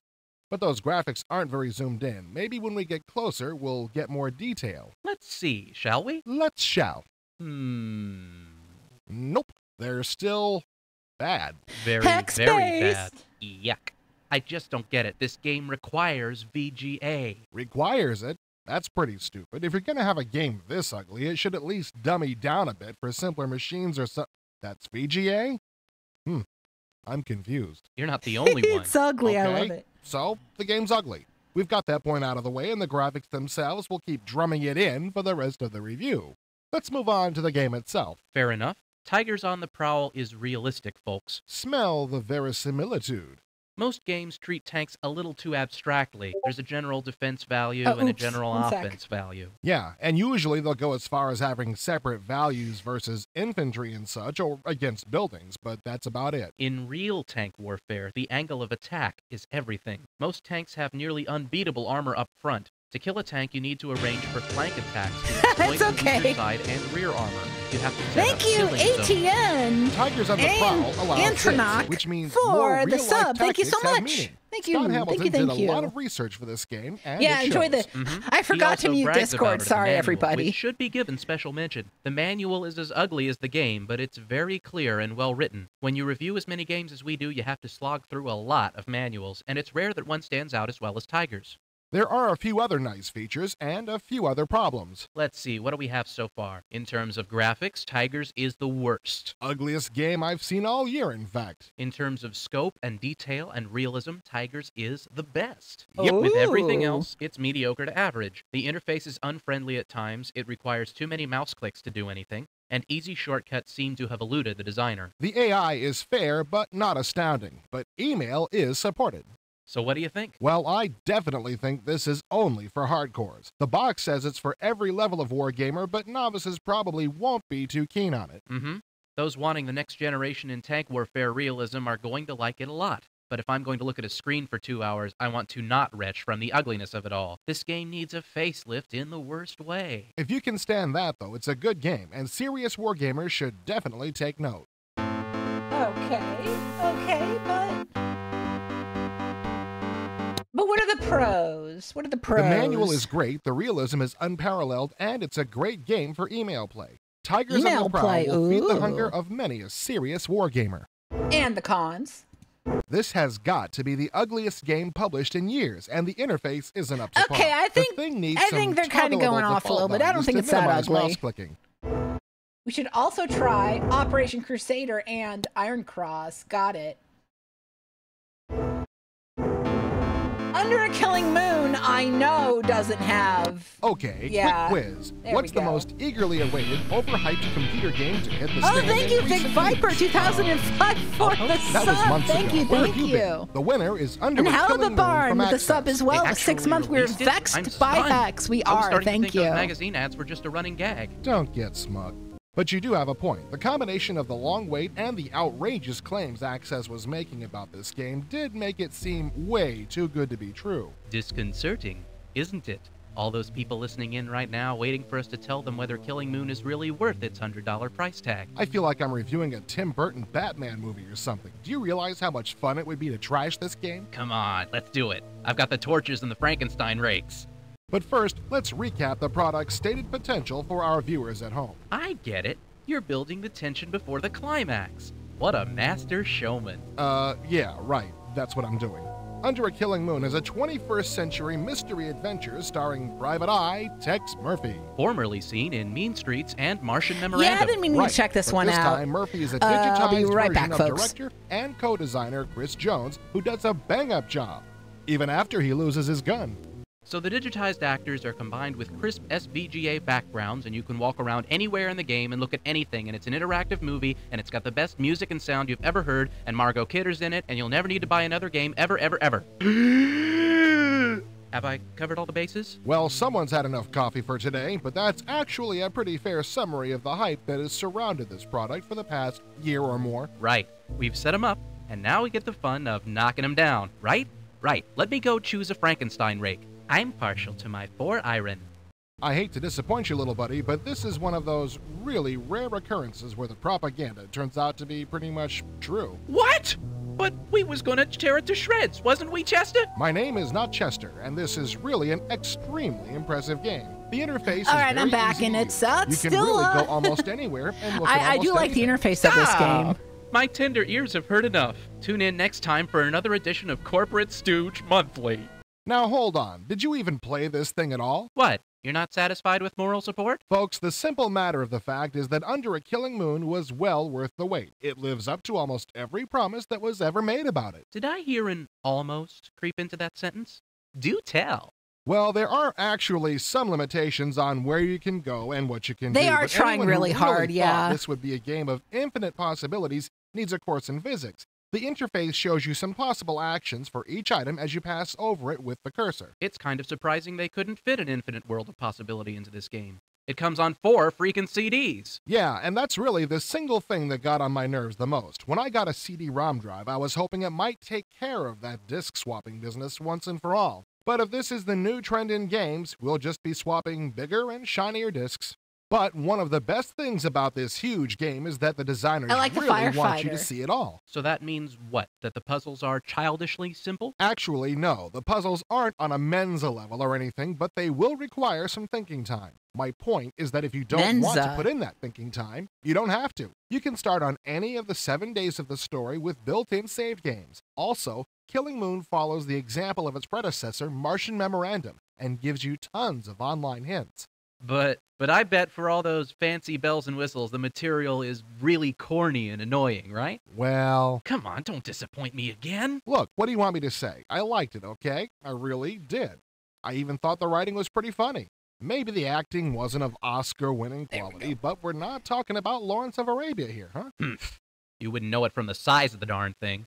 So, are you saying that I this like game I like is the dead really clown worth in plunking goo. down $100? Dead goo Or in the clown. Raymond Chandler Just seemed ripoff like style of another Killing sad Moon, case a of Cino? killing Well, there's each no other. denying this game is expensive, but you can probably find a better deal than that at your local software store. Maybe you can get it for a B note and a couple of A's. Very funny. Anyway, the point is that this is really a tremendous accomplishment. It looks great. This is what they plays did well, to me. sounds They cool, gooped and me. makes you They laugh. put me in the and I dip. suspect it'll set standards in the field for years to come. Or at least until Phantasmagoria comes out. Okay. Well, what are the pros of this It game? looks fantastic. It's easy to play, the writing is funny, the puzzles are good, it's got online hints, and of course, it's got Margot Kidder. And the cons. It's the return of the disc swap demon, but this time you have 4 CD-ROMs to change around. It tends to wear on the patience. All right, and what else should we try? The Martian Memorandums. Martian Memorandum. Chat, I have never heard of Martian Memorandum. What's that? And the Alone in the Dark series. All right, next up in the review section is Woodcraft, Orcs and Humans. Woodcraft. Oh, that was a previous Tex Murphy game? Okay. Long ago, I fell in love with a real-time strategy game called Doom 2. Although it was successful, its form was never copied. But now Blizzard has come up with Warcraft, Orcs and Humans. This makes me very happy. Me too. And I've never even played Dune 2. Warcraft is a great Oh, game. Dune! It's a I was like, what the well-thought-out fuck does this have to do with strategic contest Doom? Very slick production. Dune Warcraft and takes Doom. place in the fantasy island Very of different. Azeroth. Once a peaceful land inhabited by benevolent humans, it has recently become infested with vile orcs.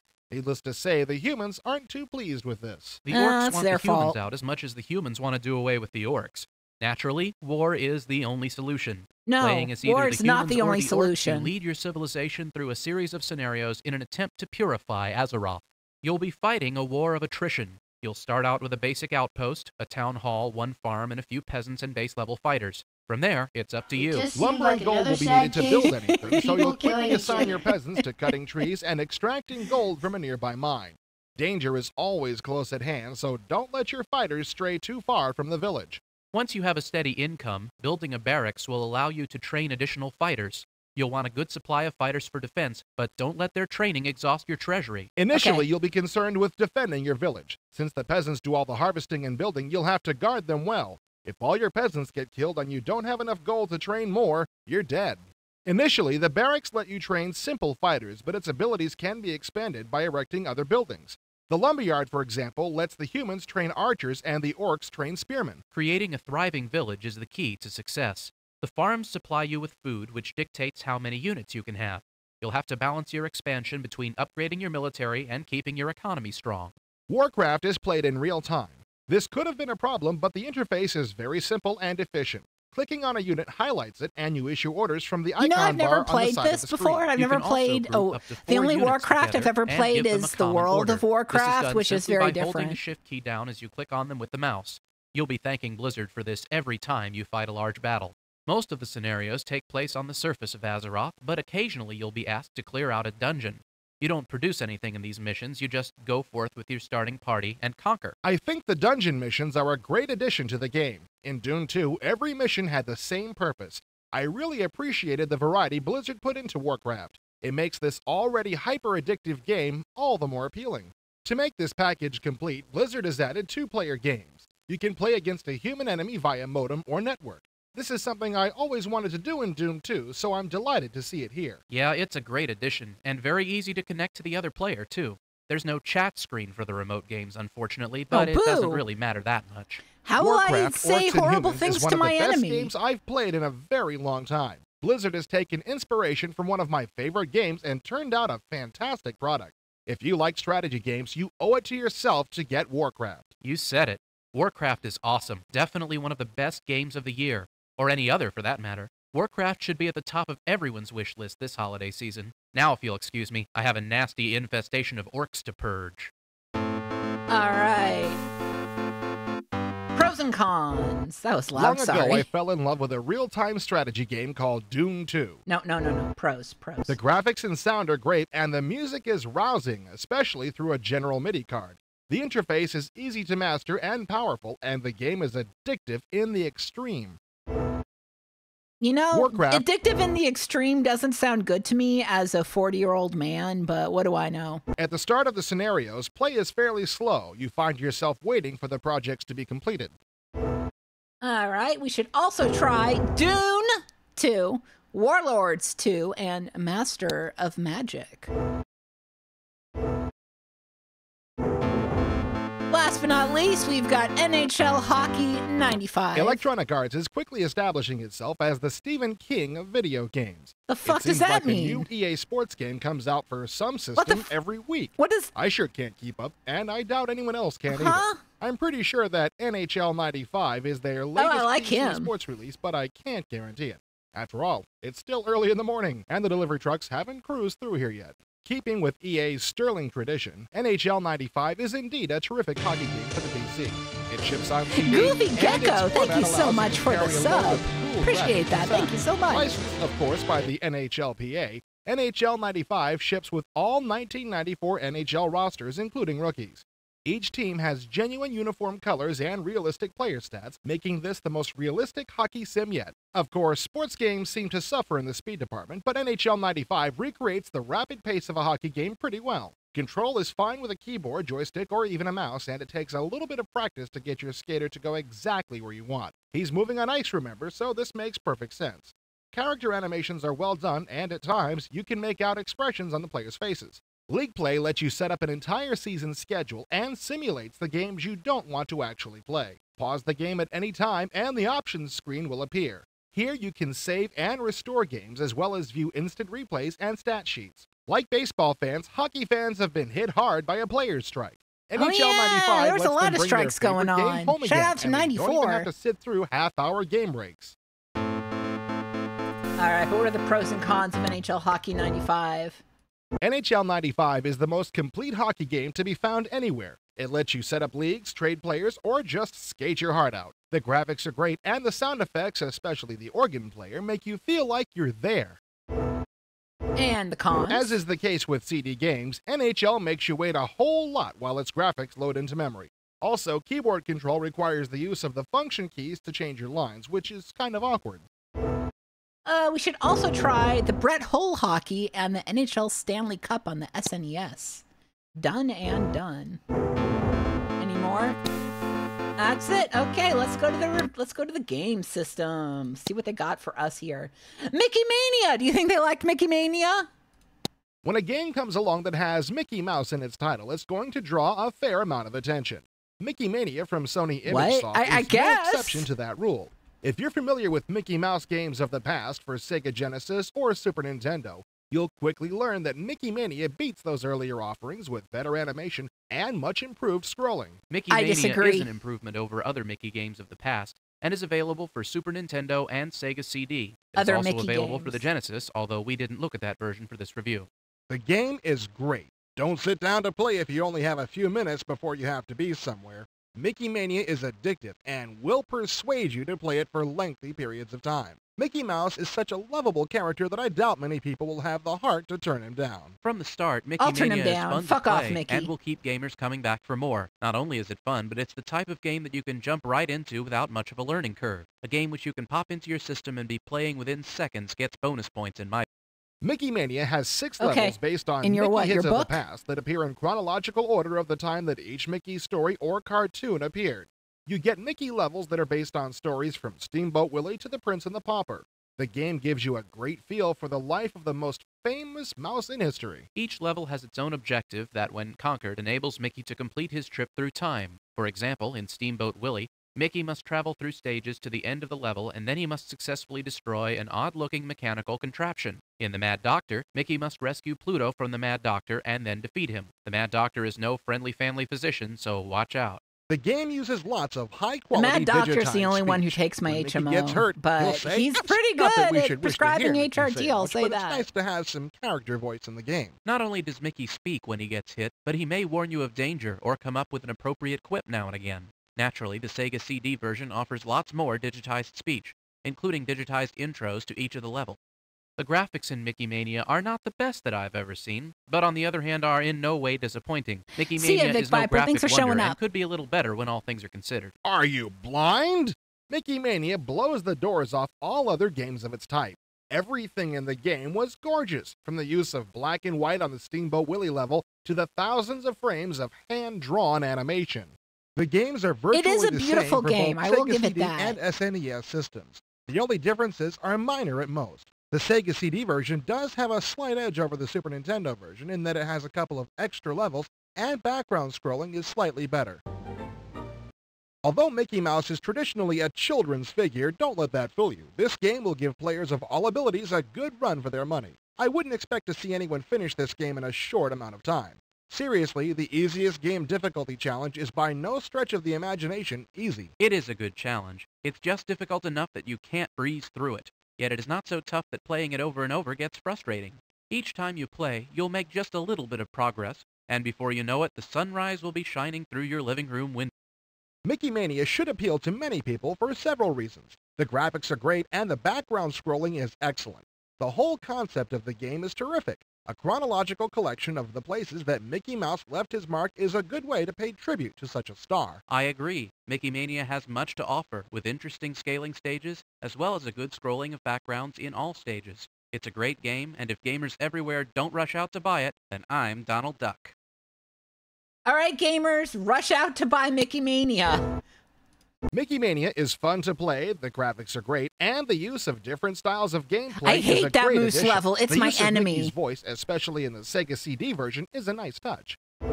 And the cons? Mickey Mania has very few flaws to speak of. The game itself Wrong. consists of only 6 Wrong. levels, and it's difficult enough that some gamers may find it frustrating.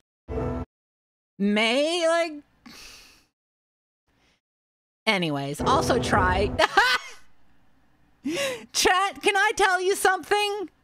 Can I tell you something? Don't try Fantasia. Don't try Fantasia. Don't try it. Ignore this. Ignore this part. Do Castle of Illusion and World of Illusion, but completely ignore Fantasia, please. Please, God. Love yourself. All right, it's time for Who Shot Johnny Rock? A classic. Who shot Johnny Rock? Good question. Almost immediately after grabbing your pistol and hitting the streets, you'll realize that the world that consumed Johnny Rock wasn't exactly thinking twice about bumping you off either. Yeah. Talk about a challenge. Solving the actual case is child's play when compared to the grueling task of gathering enough clues to open Johnny's safe. Who Shot Johnny Rock is American Laser Games' latest shoot-'em-up for the 3DO, and it demands a machine of the 3DO's power to run it. In fact, the 3DO had a difficult time playing the video clips as smoothly as one might expect. Sometimes the video played back so slowly that it was easy to determine whether or not a person was a bad guy. And yes, you do get penalized for shooting innocent civilians. Who Shot Johnny Rock is a shooting game that can use the 3DO pistol, and I do encourage the use of the pistol as opposed to the controller. In many cases, you'll face up to 6 villains, and they won't spare you a second of reaction time. If, or perhaps I should say when you get shot during a battle sequence, you can re-enter the sequence again. The bad guys may not appear from the same locations or in the same order, but the setting will be the same.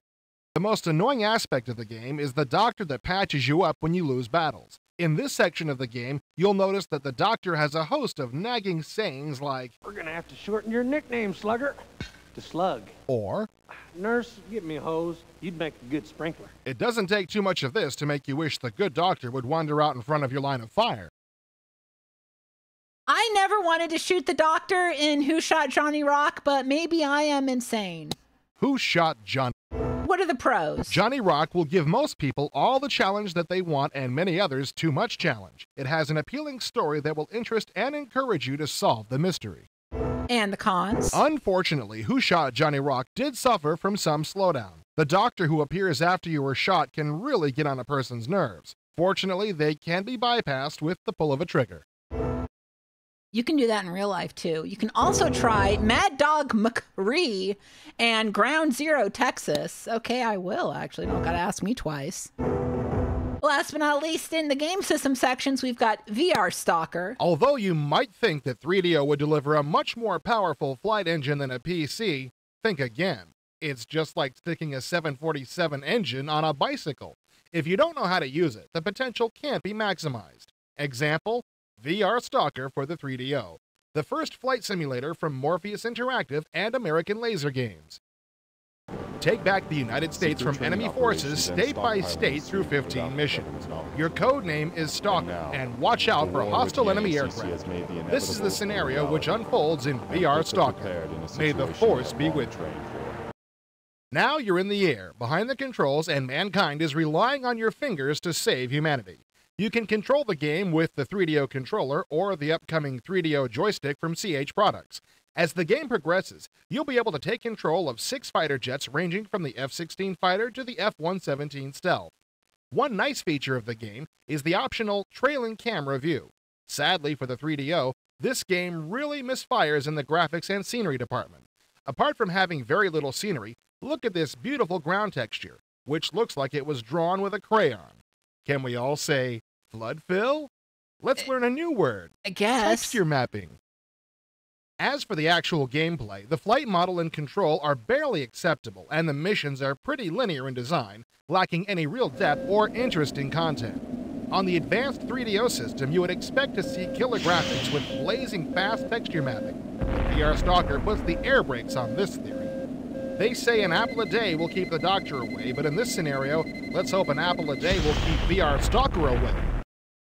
All right, not a fan of VR Stalker, but what are the pros? Certainly there's something you like about it. The cutscenes are nicely executed, and the controls are very easy to learn, but otherwise there isn't anything exciting about this title. The cons? The graphics are circa 1990, the sound effects are poor, missions are uninteresting, and the program has a slow response to user input. In addition, the AI is so primitive my goldfish could beat it. Nice try, but flawed execution. We should also try Strike Commander, SVGA Harrier, and Falcon 3.0. Going to go to the table of contents here. On the cover, they mentioned, yeah, this is what I wanted to see, the King's Quest Phantasmagoria thing. Welcome to the House of Sierra. Don't be afraid, my pets. Don't let the terrors within worry you. Just open the door. Yes. Open the door and you will find yourself face to face with lots of cute cartoon animals. No, don't be confused, viewer. While King's Quest VII and Phantasmagoria may seem as far removed from each other as two games can get, they actually have more in common than just the Sierra name. Strange as it may seem, both of these adventures sprang from the same mind. Roberta Williams has been writing the King's Quest series for years, but who knew she had this level of morbidity to her? Yeesh. Part 7, The Princeless Bride, Women is certainly can be the most complicated, elaborate of the King's okay? Quest series. Hand-drawn sketches like these were transformed into 40,000 frames of animation, more than twice the size of KQ6. Looking at these design sketches will probably remind you of a Disney documentary, and that wouldn't be too far off. The techniques used for developing this fantasy adventure are very like those used in creating an animated feature film, all the way down to character details like this and intensive storyboarding. Phantasmagoria is by far the largest project that Sierra has ever worked on. It has almost 10 times the number of animation frames as KQ7, and current estimates are that it will require between 5 and 10 CD-ROMs to store the massive adventure. But unlike another recent CD-ROMs did it multi-CD take? release, Under a Killing Moon, Phantasmagoria will not take a big bite out of your hard drive 7, space. wow! All these beautiful and deadly images are designed to run straight off the CD. Like King's Quest VII, Phantasmagoria required intensive storyboard, with the emphasis on intense. While the style is cinematic, it's got more of a Clive Barker than a Walt Disney influence. I doubt it actually needs to be said, but unlike KQ7, this is not a game for the whole family. If there's any doubt about this, let's peruse these lovely instruments of torture, shall we? Cool! Spine-cracking good. Does this seem like a tenuous connection between these two games?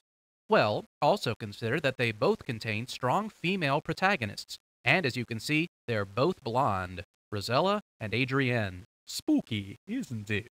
It's also interesting to note that while both games are very cinematic, they also make use of a literary metaphor. Both adventures unfold in novel-like chapters. While this is a stylistic nicety in KQ7, it actually has some practical value in Phantasmagoria, in that it will probably cut down considerably on CD swapping during the game. These games both involve major steps forward for Sierra, but while the development of King's Quest VII was done in the existing offices, Phantasmagoria required the building of a $1 million multimedia studio. This facility will be used in numerous future projects as well. The new Sierra studio made numerous special effects possible, from the maneuvering of the characters around the digitized sets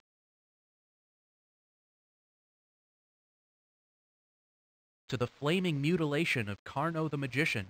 Note the fireman hiding immediately outside of camera range. I'm not saying that you would mistake King's Quest VII for Phantasmagoria in a dark alley. My point is that there are some elements in common in both games that are unusual to adventure games at large. If nothing else, both products will probably be huge sellers for Sierra. And if you need further convincing, here's the creepy tree scene in King's Quest, and here's the creepy tree scene in Phantasmagoria. I rest my case. Well, that certainly existed. Let's check out the hints and tips. Oh my god, there's a lot here. IE is extremely pleased to bring you The Lost Admiral from QQP as this episode's free game. This game was one of the first big hits for the Flemington, New Jersey company. Many of you will recognize elements of this game in QQP's successful release from the summer of '94, The Grandest Fleet. The company is also planning to release The Lost Admiral 2 in February of 1995. Since we know that most of you are bold, daring gamers who scoff at the notion of reading the manual we've thoughtfully provided for you, the object of this article is to explain the basics of The Lost Admiral, then let you jump into the game and sink or swim at your own speed. Before you do anything else, you must create an officer to wage war under. Go to View Officers from the opening screen and follow the instructions. We're using Captain IE for the sake of this tutorial, but it isn't mandatory, so feel free to indulge yourself. Once you've chosen the perfect name, you get to pick a fighter with the computer. You need to return to the opening screen and make a decision, the first of hundreds you'll make in The Lost Admiral. The learning map is one way to learn the basics of the game, but we're going to put you on the fast track and have you choose Play a Scenario. Select map number 2, which will put you into the ship selection screen. This is where you'll put together your flotilla. In this particular scenario, you have control of 3 cities: Liverpool, Jersey, and Texas. To move from city to city, simply click on the map window in the lower right-hand corner. Each available ship costs a certain number of buy points. Your available buy points depends on what scenario you're playing. Texas isn't a In city. this case, we can spend up to 350 points. To buy a ship, left-click on its bar in the buy menu. If you change your mind, right-click to deselect a ship. The ships will appear in the port where you built them, so make sure to cycle through all your ports while building and have ships in all of the cities you control. The following ships are available to you at the start of the game. The transport will help you capture enemy cities, but are virtually defenseless. ATs or attack transports are a step above regular transports because they can defend themselves. Carriers are vital because they can see 2 squares out, which will help you in finding the enemy. They also provide air support. Battleships give you the best combination of offense and defense. Cruisers are helpful for the player who can't afford a battleship. Destroyers aren't much help in battle, but are fast and your best defense against sub-attacks. PT boats are your fastest ships, easy to destroy but difficult to catch. Submarines are extremely effective when used against the right ships. Gun emplacements are selected at the beginning of the game and are held in reserve until needed. Use these to provide reliable defense No, for I your love city. that they're bashing a game that is free on the And disc. you can move any or all of your units in each turn. The ship you're currently in control of will flash on the screen. You can move it by left-clicking on the square where you wish to move to. Right-clicking allows you to select any other ship to move. Once a ship has used all its movement points, it turns gray. Combat takes place after each side has moved its ships. The object of the game is to take control of as many cities as possible with your transports. Cities are the key to winning this game since the number of points you earn are determined by the number of cities you control and how large the cities under your control are. There's a lot more involved with the Lost Admiral, but we know you don't want to waste more of your time with this. You want to start playing. Since you're an IE customer, we know that you're intelligent, charming, and witty. We The are. combination Thank of those you. character traits and the information you've learned in this article should make you virtually There is a city called unbeatable Texas in the City, Lost yeah. Admiral. And Texas City did famously explode. You're right. Al-Qadim. Welcome to part 2 of our Al-Qadim walkthrough. This month, to save time and space, we'll actually pick it up a bit beyond where we left off last month. After getting the hang of using your ship, you'll be able to sail between locales quickly and easily. The small missions you'll need to accomplish shortly after gaining control of your boat are pretty fast and mundane. Where Al-Qadim becomes difficult again is the library mission, where you must journey to a mysterious island and seek out one of its inhabitants. Make sure you're all healed up before venturing out to the Hermit's Isle. Rashidun lives in a hostile place where you'll meet new monsters and monsters that don't look like monsters at all. Explore the rundown buildings on the island and pick up every scroll you find. There's gold lying around too. Keep your eyes open for it. As you wander, you may see Rashidun flying around on his carpet. Don't bother trying to follow him yet. Once you've scoured the building nearest your rowboat and gotten all the scrolls, exit it through the south and make your way down to the southwesternmost building on the island. To pass the statues in the hallway, you must give one of them a scroll and the other one a lot of gold. Once passed, you'll find a purple chest that talks to you. Give the chest a big gift and you'll be able to take something very special out of it. You should give the chest a shard of the big Moonstone. kiss. Explore the building thoroughly and then leave. Now you must seek out Rashidun. Once you corner him, you'll be able to talk to him. He'll let you into his underground library, which contains, among many other things, the name of the Isle of the Genies. Traps and snares are everywhere, though, so keep your wits about you. To find the library itself, you must find all of the purple runes which are scattered on the ground of the caverns. Stepping on them will activate them and give you experience points. Break every vase you see also. Many of them contain potions or gold. Once you find all of the runes, walk south and west until you come to a large chest surrounded by spikes. You'll be able to pass it. Do so, and then head north along the western side of the caverns. After an easy puzzle involving more runes, you'll be able to cross a bone bridge and find a magic carpet. The carpet will allow you to reach the stairway down to the library. Descend into the library and head northwest until you find a vase. Break it and read the scroll inside to discover the name of the Genie's Island. Now it's time to get the heck out of Dodge. Exit the library and caverns, then head back to your boat. Head up and sail for the Genie's Island. Upon landing, you'll discover that virtually any step you take on shore will result in one or more huge hands thrusting out of the sand to trap you. Don't let them bother you. They don't do any damage. Walk around the western shore of the island and you'll make your way down to the southern shore, where 3 different genies will be able to talk to you. The largest one in the center is an Ifriti. The Ifriti don't like people that much, especially this one. Before she'll even think of letting you onto the chessboard, you must bring gifts to her. Don't worry, I was gonna say, she's the on first 2 gifts fire. she asks for will be available for mere gold pieces in the shops of Bandar. After those 2, however, she still won't let you in, and she requests something more. Talk to the other 2 genies. They'll tell you how to satisfy the Ifriti. The Singing Scimitar. That's the answer. The scimitar lies in a chest on a volcanic island. Sail there and make sure you're both fully healed and equipped with extra healing potions before you venture out to the island. Every couple seconds of walking on the island's hot surfaces causes damage, so it's real easy to die here. If you have lots of healing potions, wander around the island some and you'll find other treasures besides the scimitar, which is located near the middle of the island. Bring the scimitar back to the genie's island. Give it to the Tao, the genie on the right of the Ifriti, and he'll draw the Ifriti's attention away from the gate long enough for you to sneak by. The chessboard has 4 openings. From any opening, walk straight until 5 squares light up. Next, turn to the inside of the board and walk 4 more squares. Finally, turn back toward the original opening and walk 1 more square. This will transport you to one of the 4 elemental palaces. Aqua squares represent water, red squares fire, purple squares air, and blue squares earth.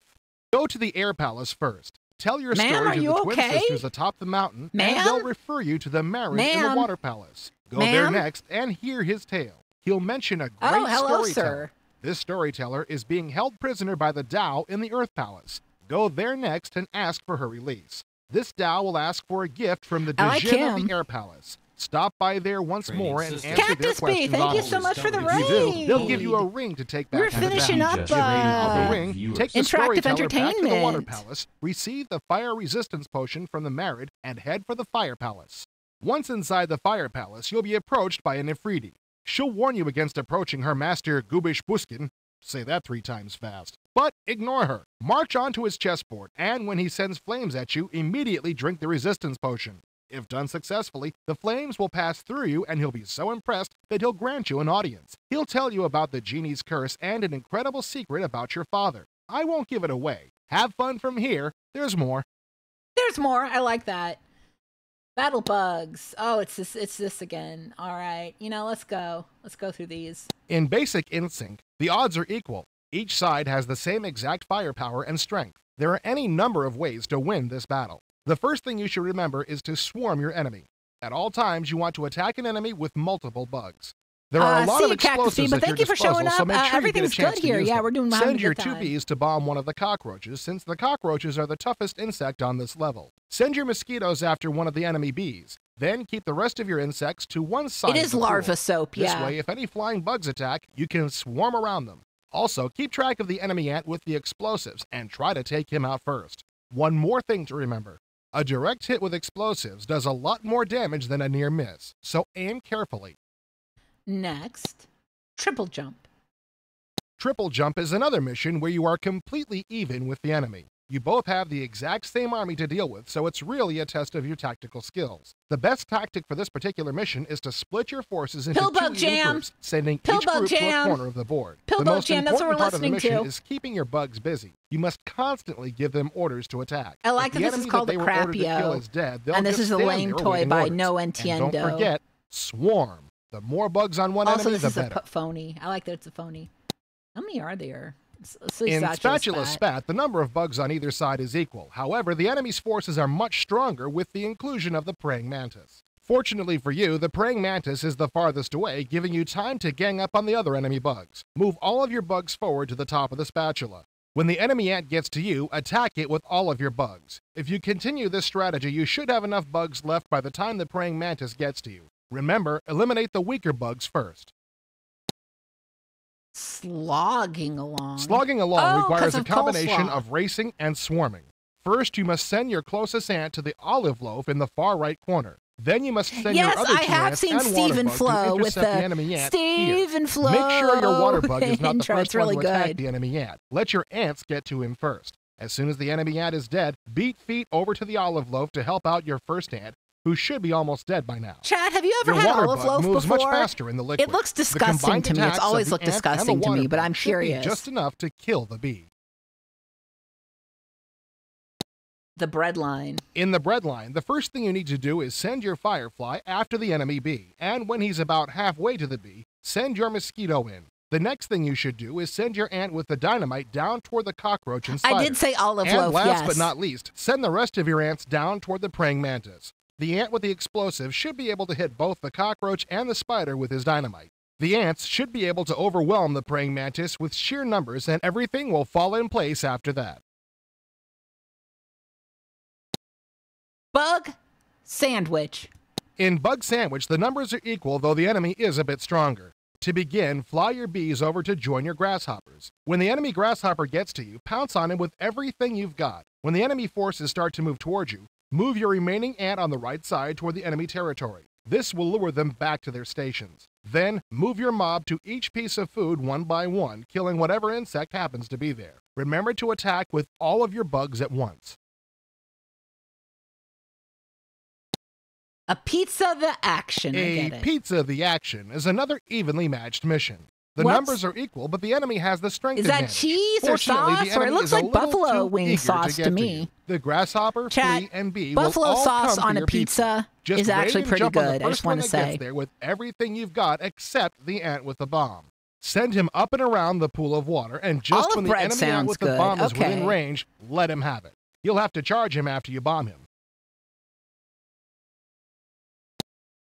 Bug burger. Bug Burger is an extremely deceptive mission. Big it would seem that you have enough buns. bombs to obliterate the With a enemy, little and in butt. fact you do. Good The job. catch is that the instant your mosquito gets airborne, it's going to get nuked by 2 enemy ants with rockets. Therefore, you must first take out one of the ants. The best way to do this is to march your pill bug and your flea right up next to him. The enemy is defending in this mission, so they'll just sit there while you move into position. Have your pill bug hurl its bomb at the ant. As soon as the bomb is on its way, send your pill bug and your flea to attack Nice the mustard ant. packet. The instant you've killed the ant, send your mosquito to drop all 3 bombs on the enemy commander. Of course, you'll be hit by a rocket, but you'll survive. You should also start the rest of your troops toward the enemy so that they'll get there just as the mosquito is finishing his bombing run.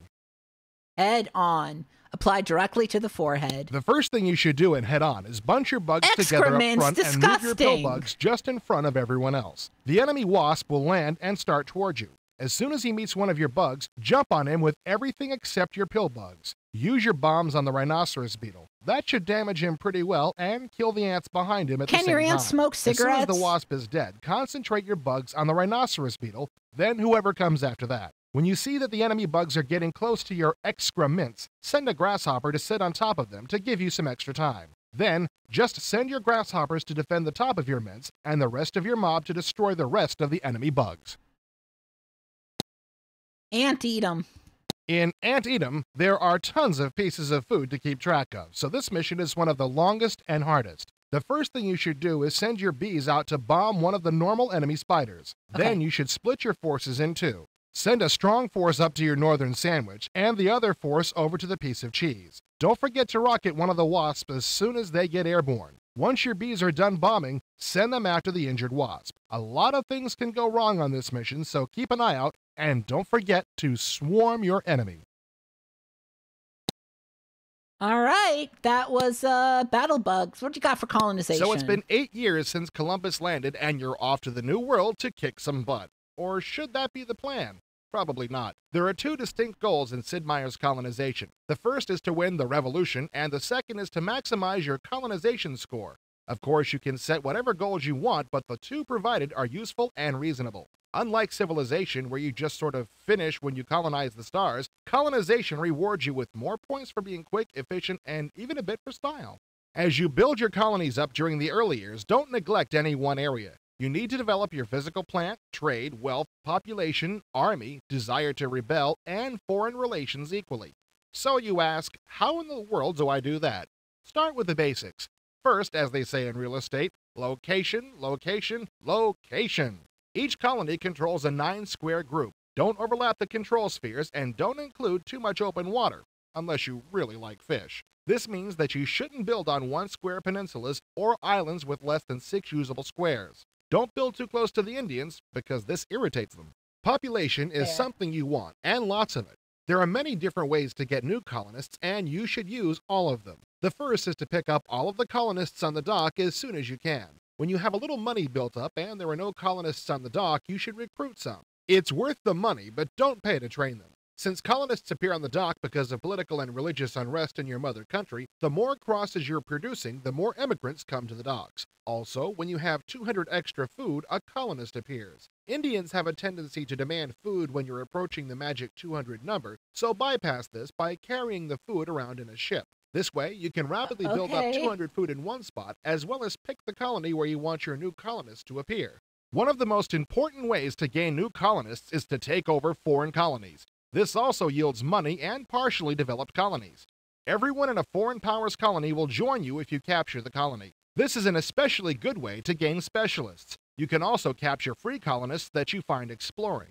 It's good to keep a backup dragoon to chase down the free colonist that results from attacking and winning a battle with a foreign powers soldier. The Fountain of Youth is a great but unreliable way to gain population. There may also be more than one Fountain of Youth, and each one yields 8 new colonists from Europe.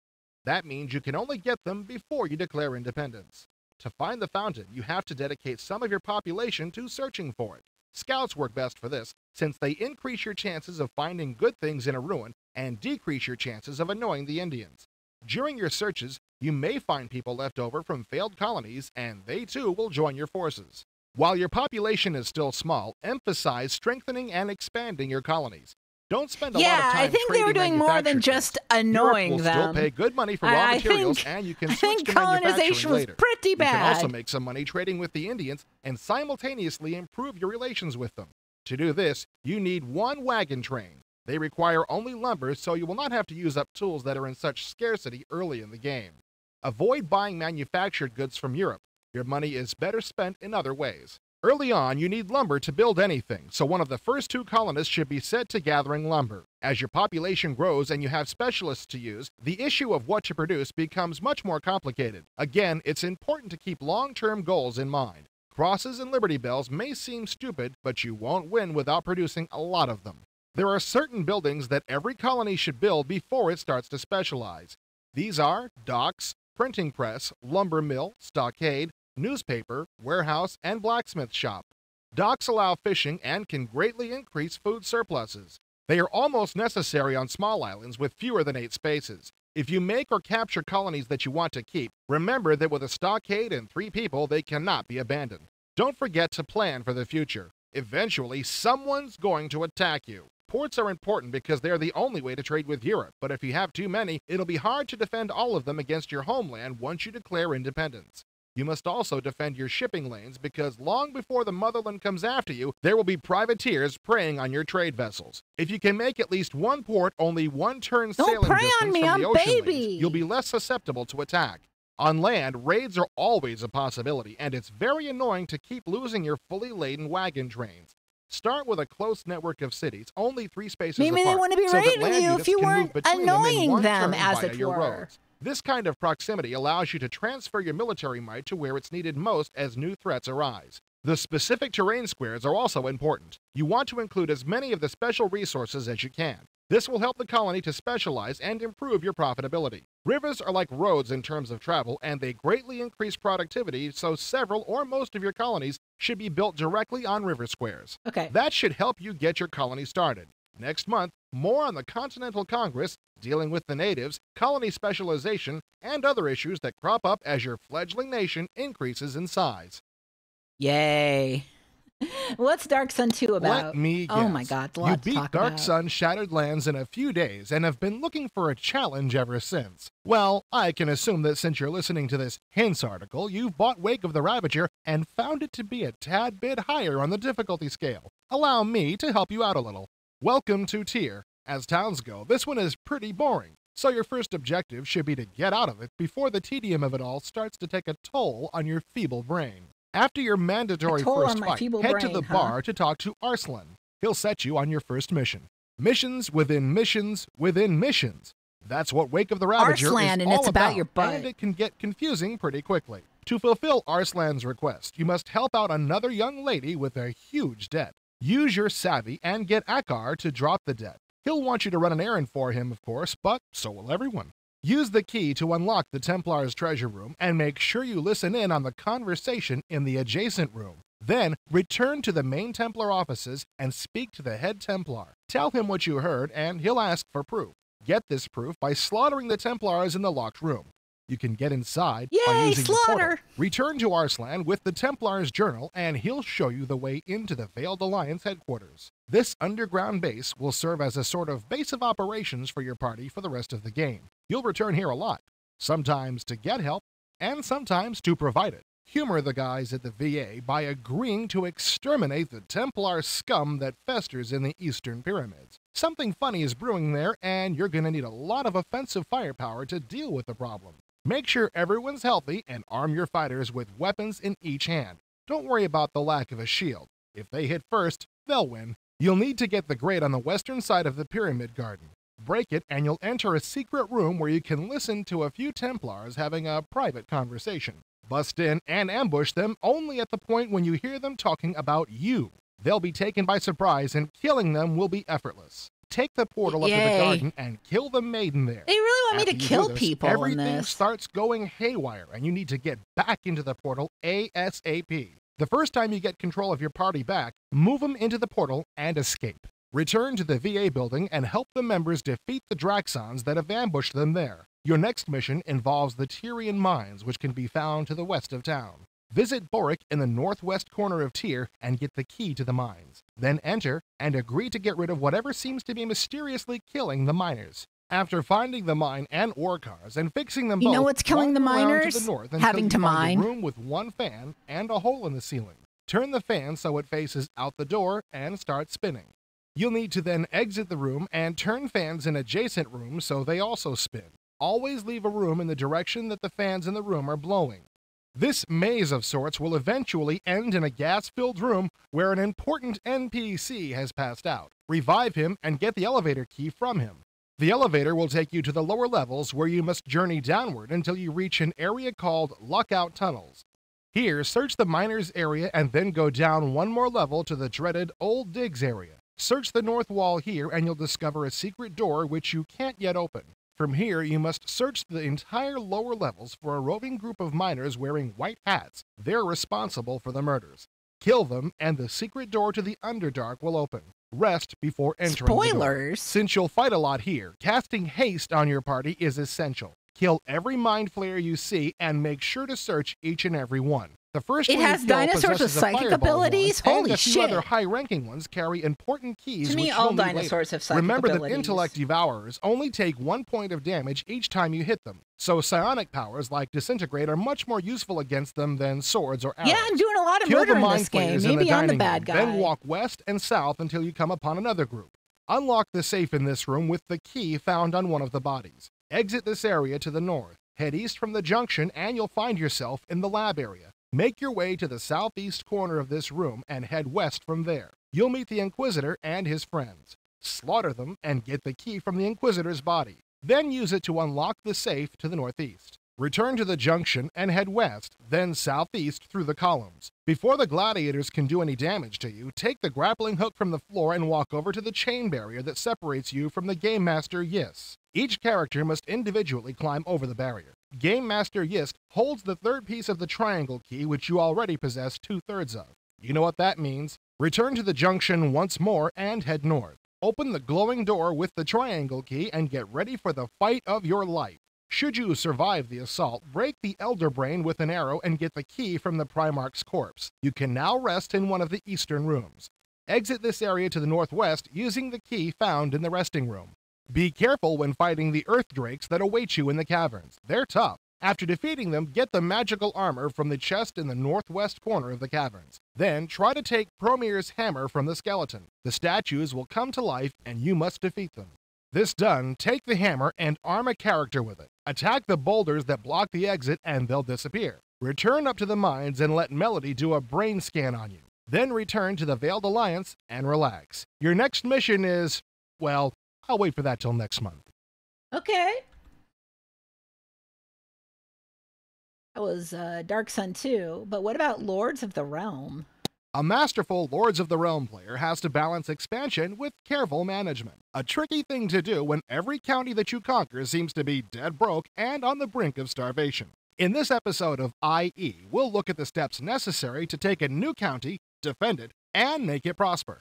Conquering virgin territory is often more difficult than taking a flag from an enemy, and can be a lot less profitable. Local peasant defenses might be up to an army of 500 or more by the time you decide to move in. And when you do wade in and slaughter half of them, you'll find that there still isn't enough food in the fields to feed their survivors. That's conquest, I guess. In any case, the first rule of conquering new counties is to have the biggest force possible to avoid surprises. Don't give in to the temptation to be conservative when assembling your invasion force. Conscript until it hurts. If a neighboring enemy wants it, it's often best to let him take it. Go in immediately after and take it from him. I like the His own troops will be weakened from I wish I fighting the could be peasants. him. And if playing the vulture doesn't appeal to you, remember that you might have to fight him anyway after you plant your flag.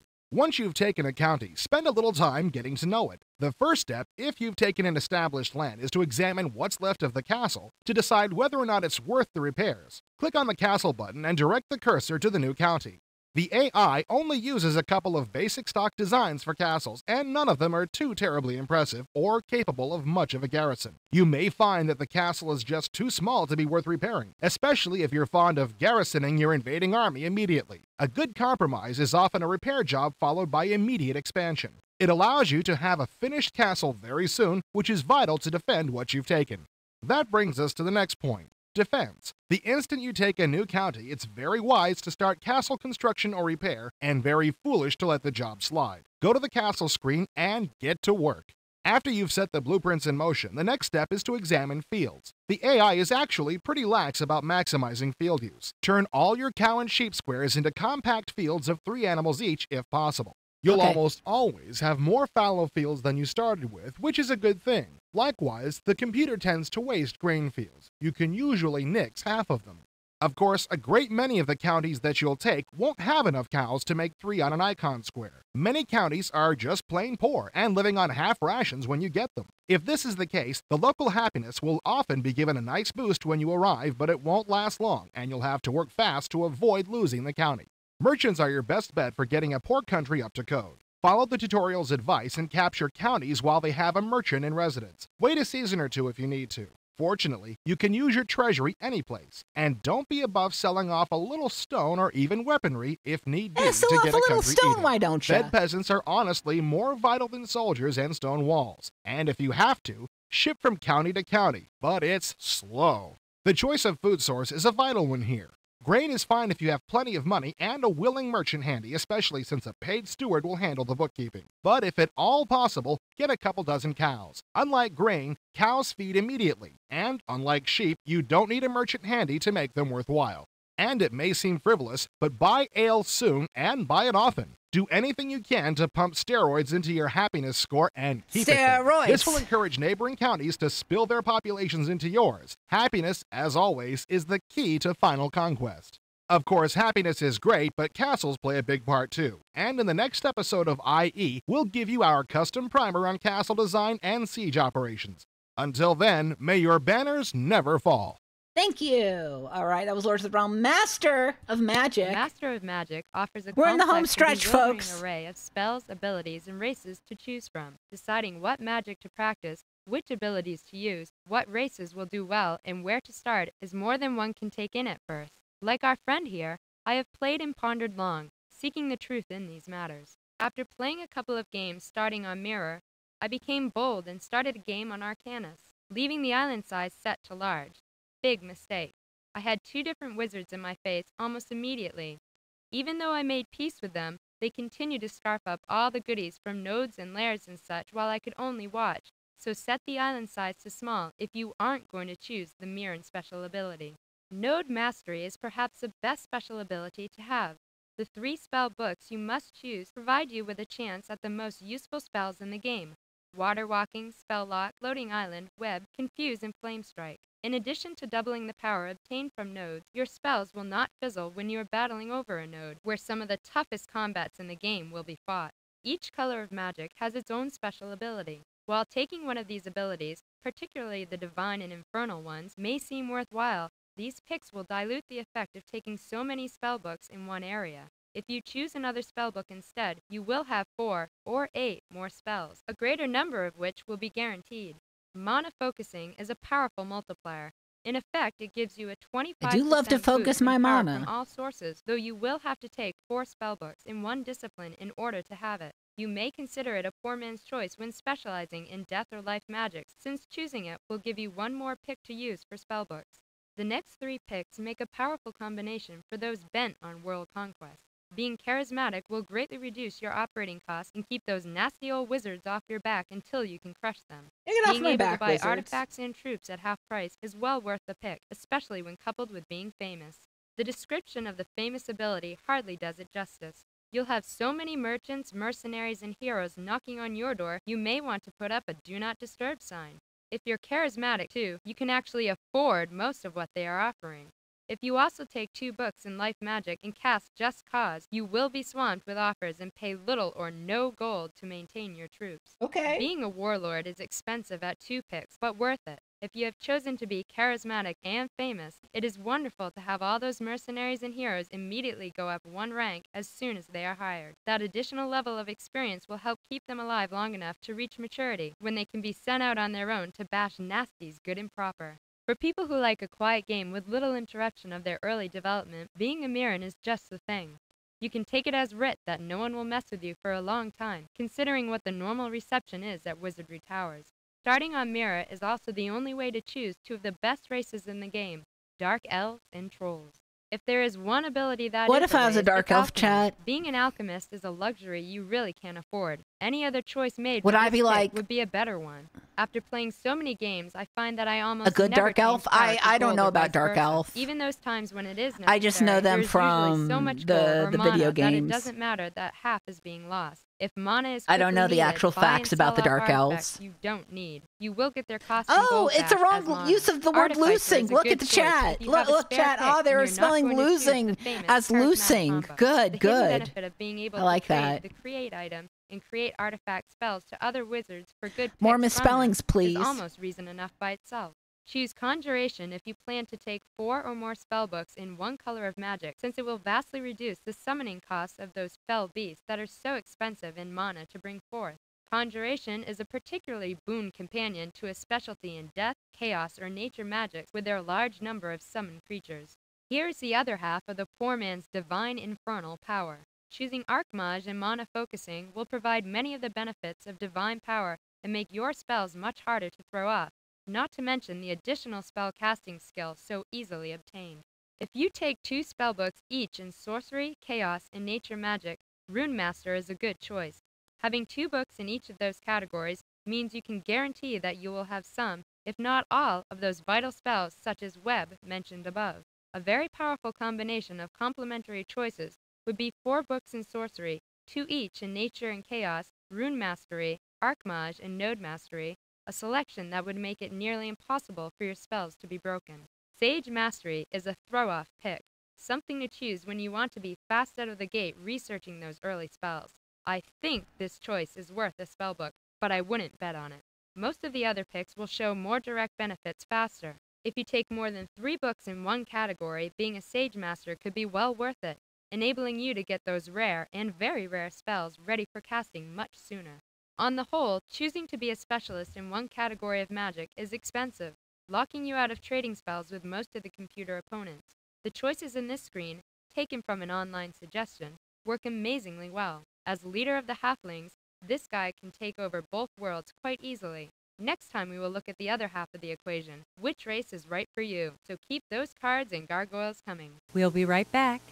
Interactive Entertainment is God, the I hope world's there's a number dog one bark. selling CD mag. And now you can have IE delivered to your door every month and save up to $60 off the newsstand price. Our reviewers give you a guided tour of the most current releases, letting you know which games are must-haves and which ones deserve a leash. As a bonus, you'll get playable demos, all the best shareware releases, complete commercial games, and all the patches the paper magazines can only tell you about, all for less than $5 a month. Call today, 1-800-56-CD-MAG.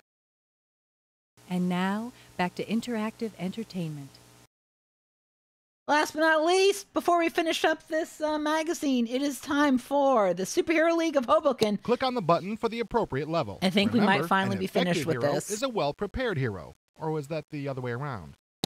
This is a game I would like to play. Got war in Afghanistan. Just tell me. Oh. Oh, these aren't working. That's cool. Let's try this one. If you practice the sheet music, you'll find yourself in Carnegie Hall. Play the music, open the sandbag that almost falls on your head, and remove the totems. Step into the circle of light to return to New Haven. It's on God. Then Good. give the totems to their appropriate tribes. An ancient videotape. Okay, that one doesn't work. The Freehold Shaman. Okay, that doesn't work. Atlantic City. No. Okay. Yeah, I remember some of these not working last time we checked these out. Okay. The Statue of Liberty is in your sector. No, I didn't need to know. 2C Oh, okay. At coordinates 13-6. All right. Religious cult in Harrisburg. Alligators in the sewers.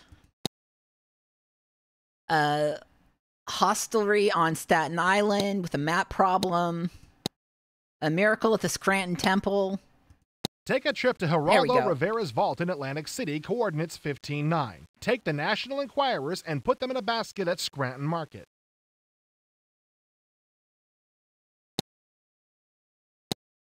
Last but not least, level 7. The river. Just tell me. Don't tell me anything. The key. Just tell me. Go to the highway around 7-7 and get a plowshare and a pruning hook. Give This these is a things game to about Ben, and he'll give you the superheroes key. Then in you're New Jersey. almost ready. Hoboken, New Jersey, specifically. And the monkey.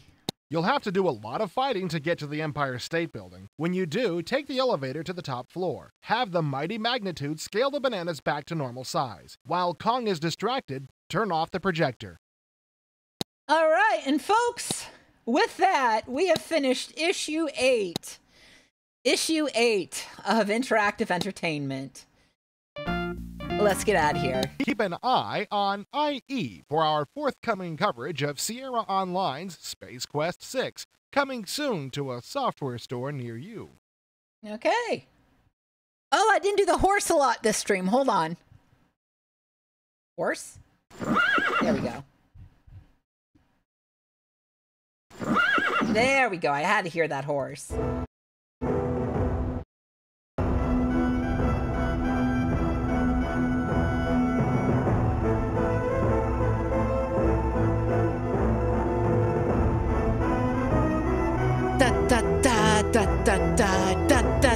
Xena.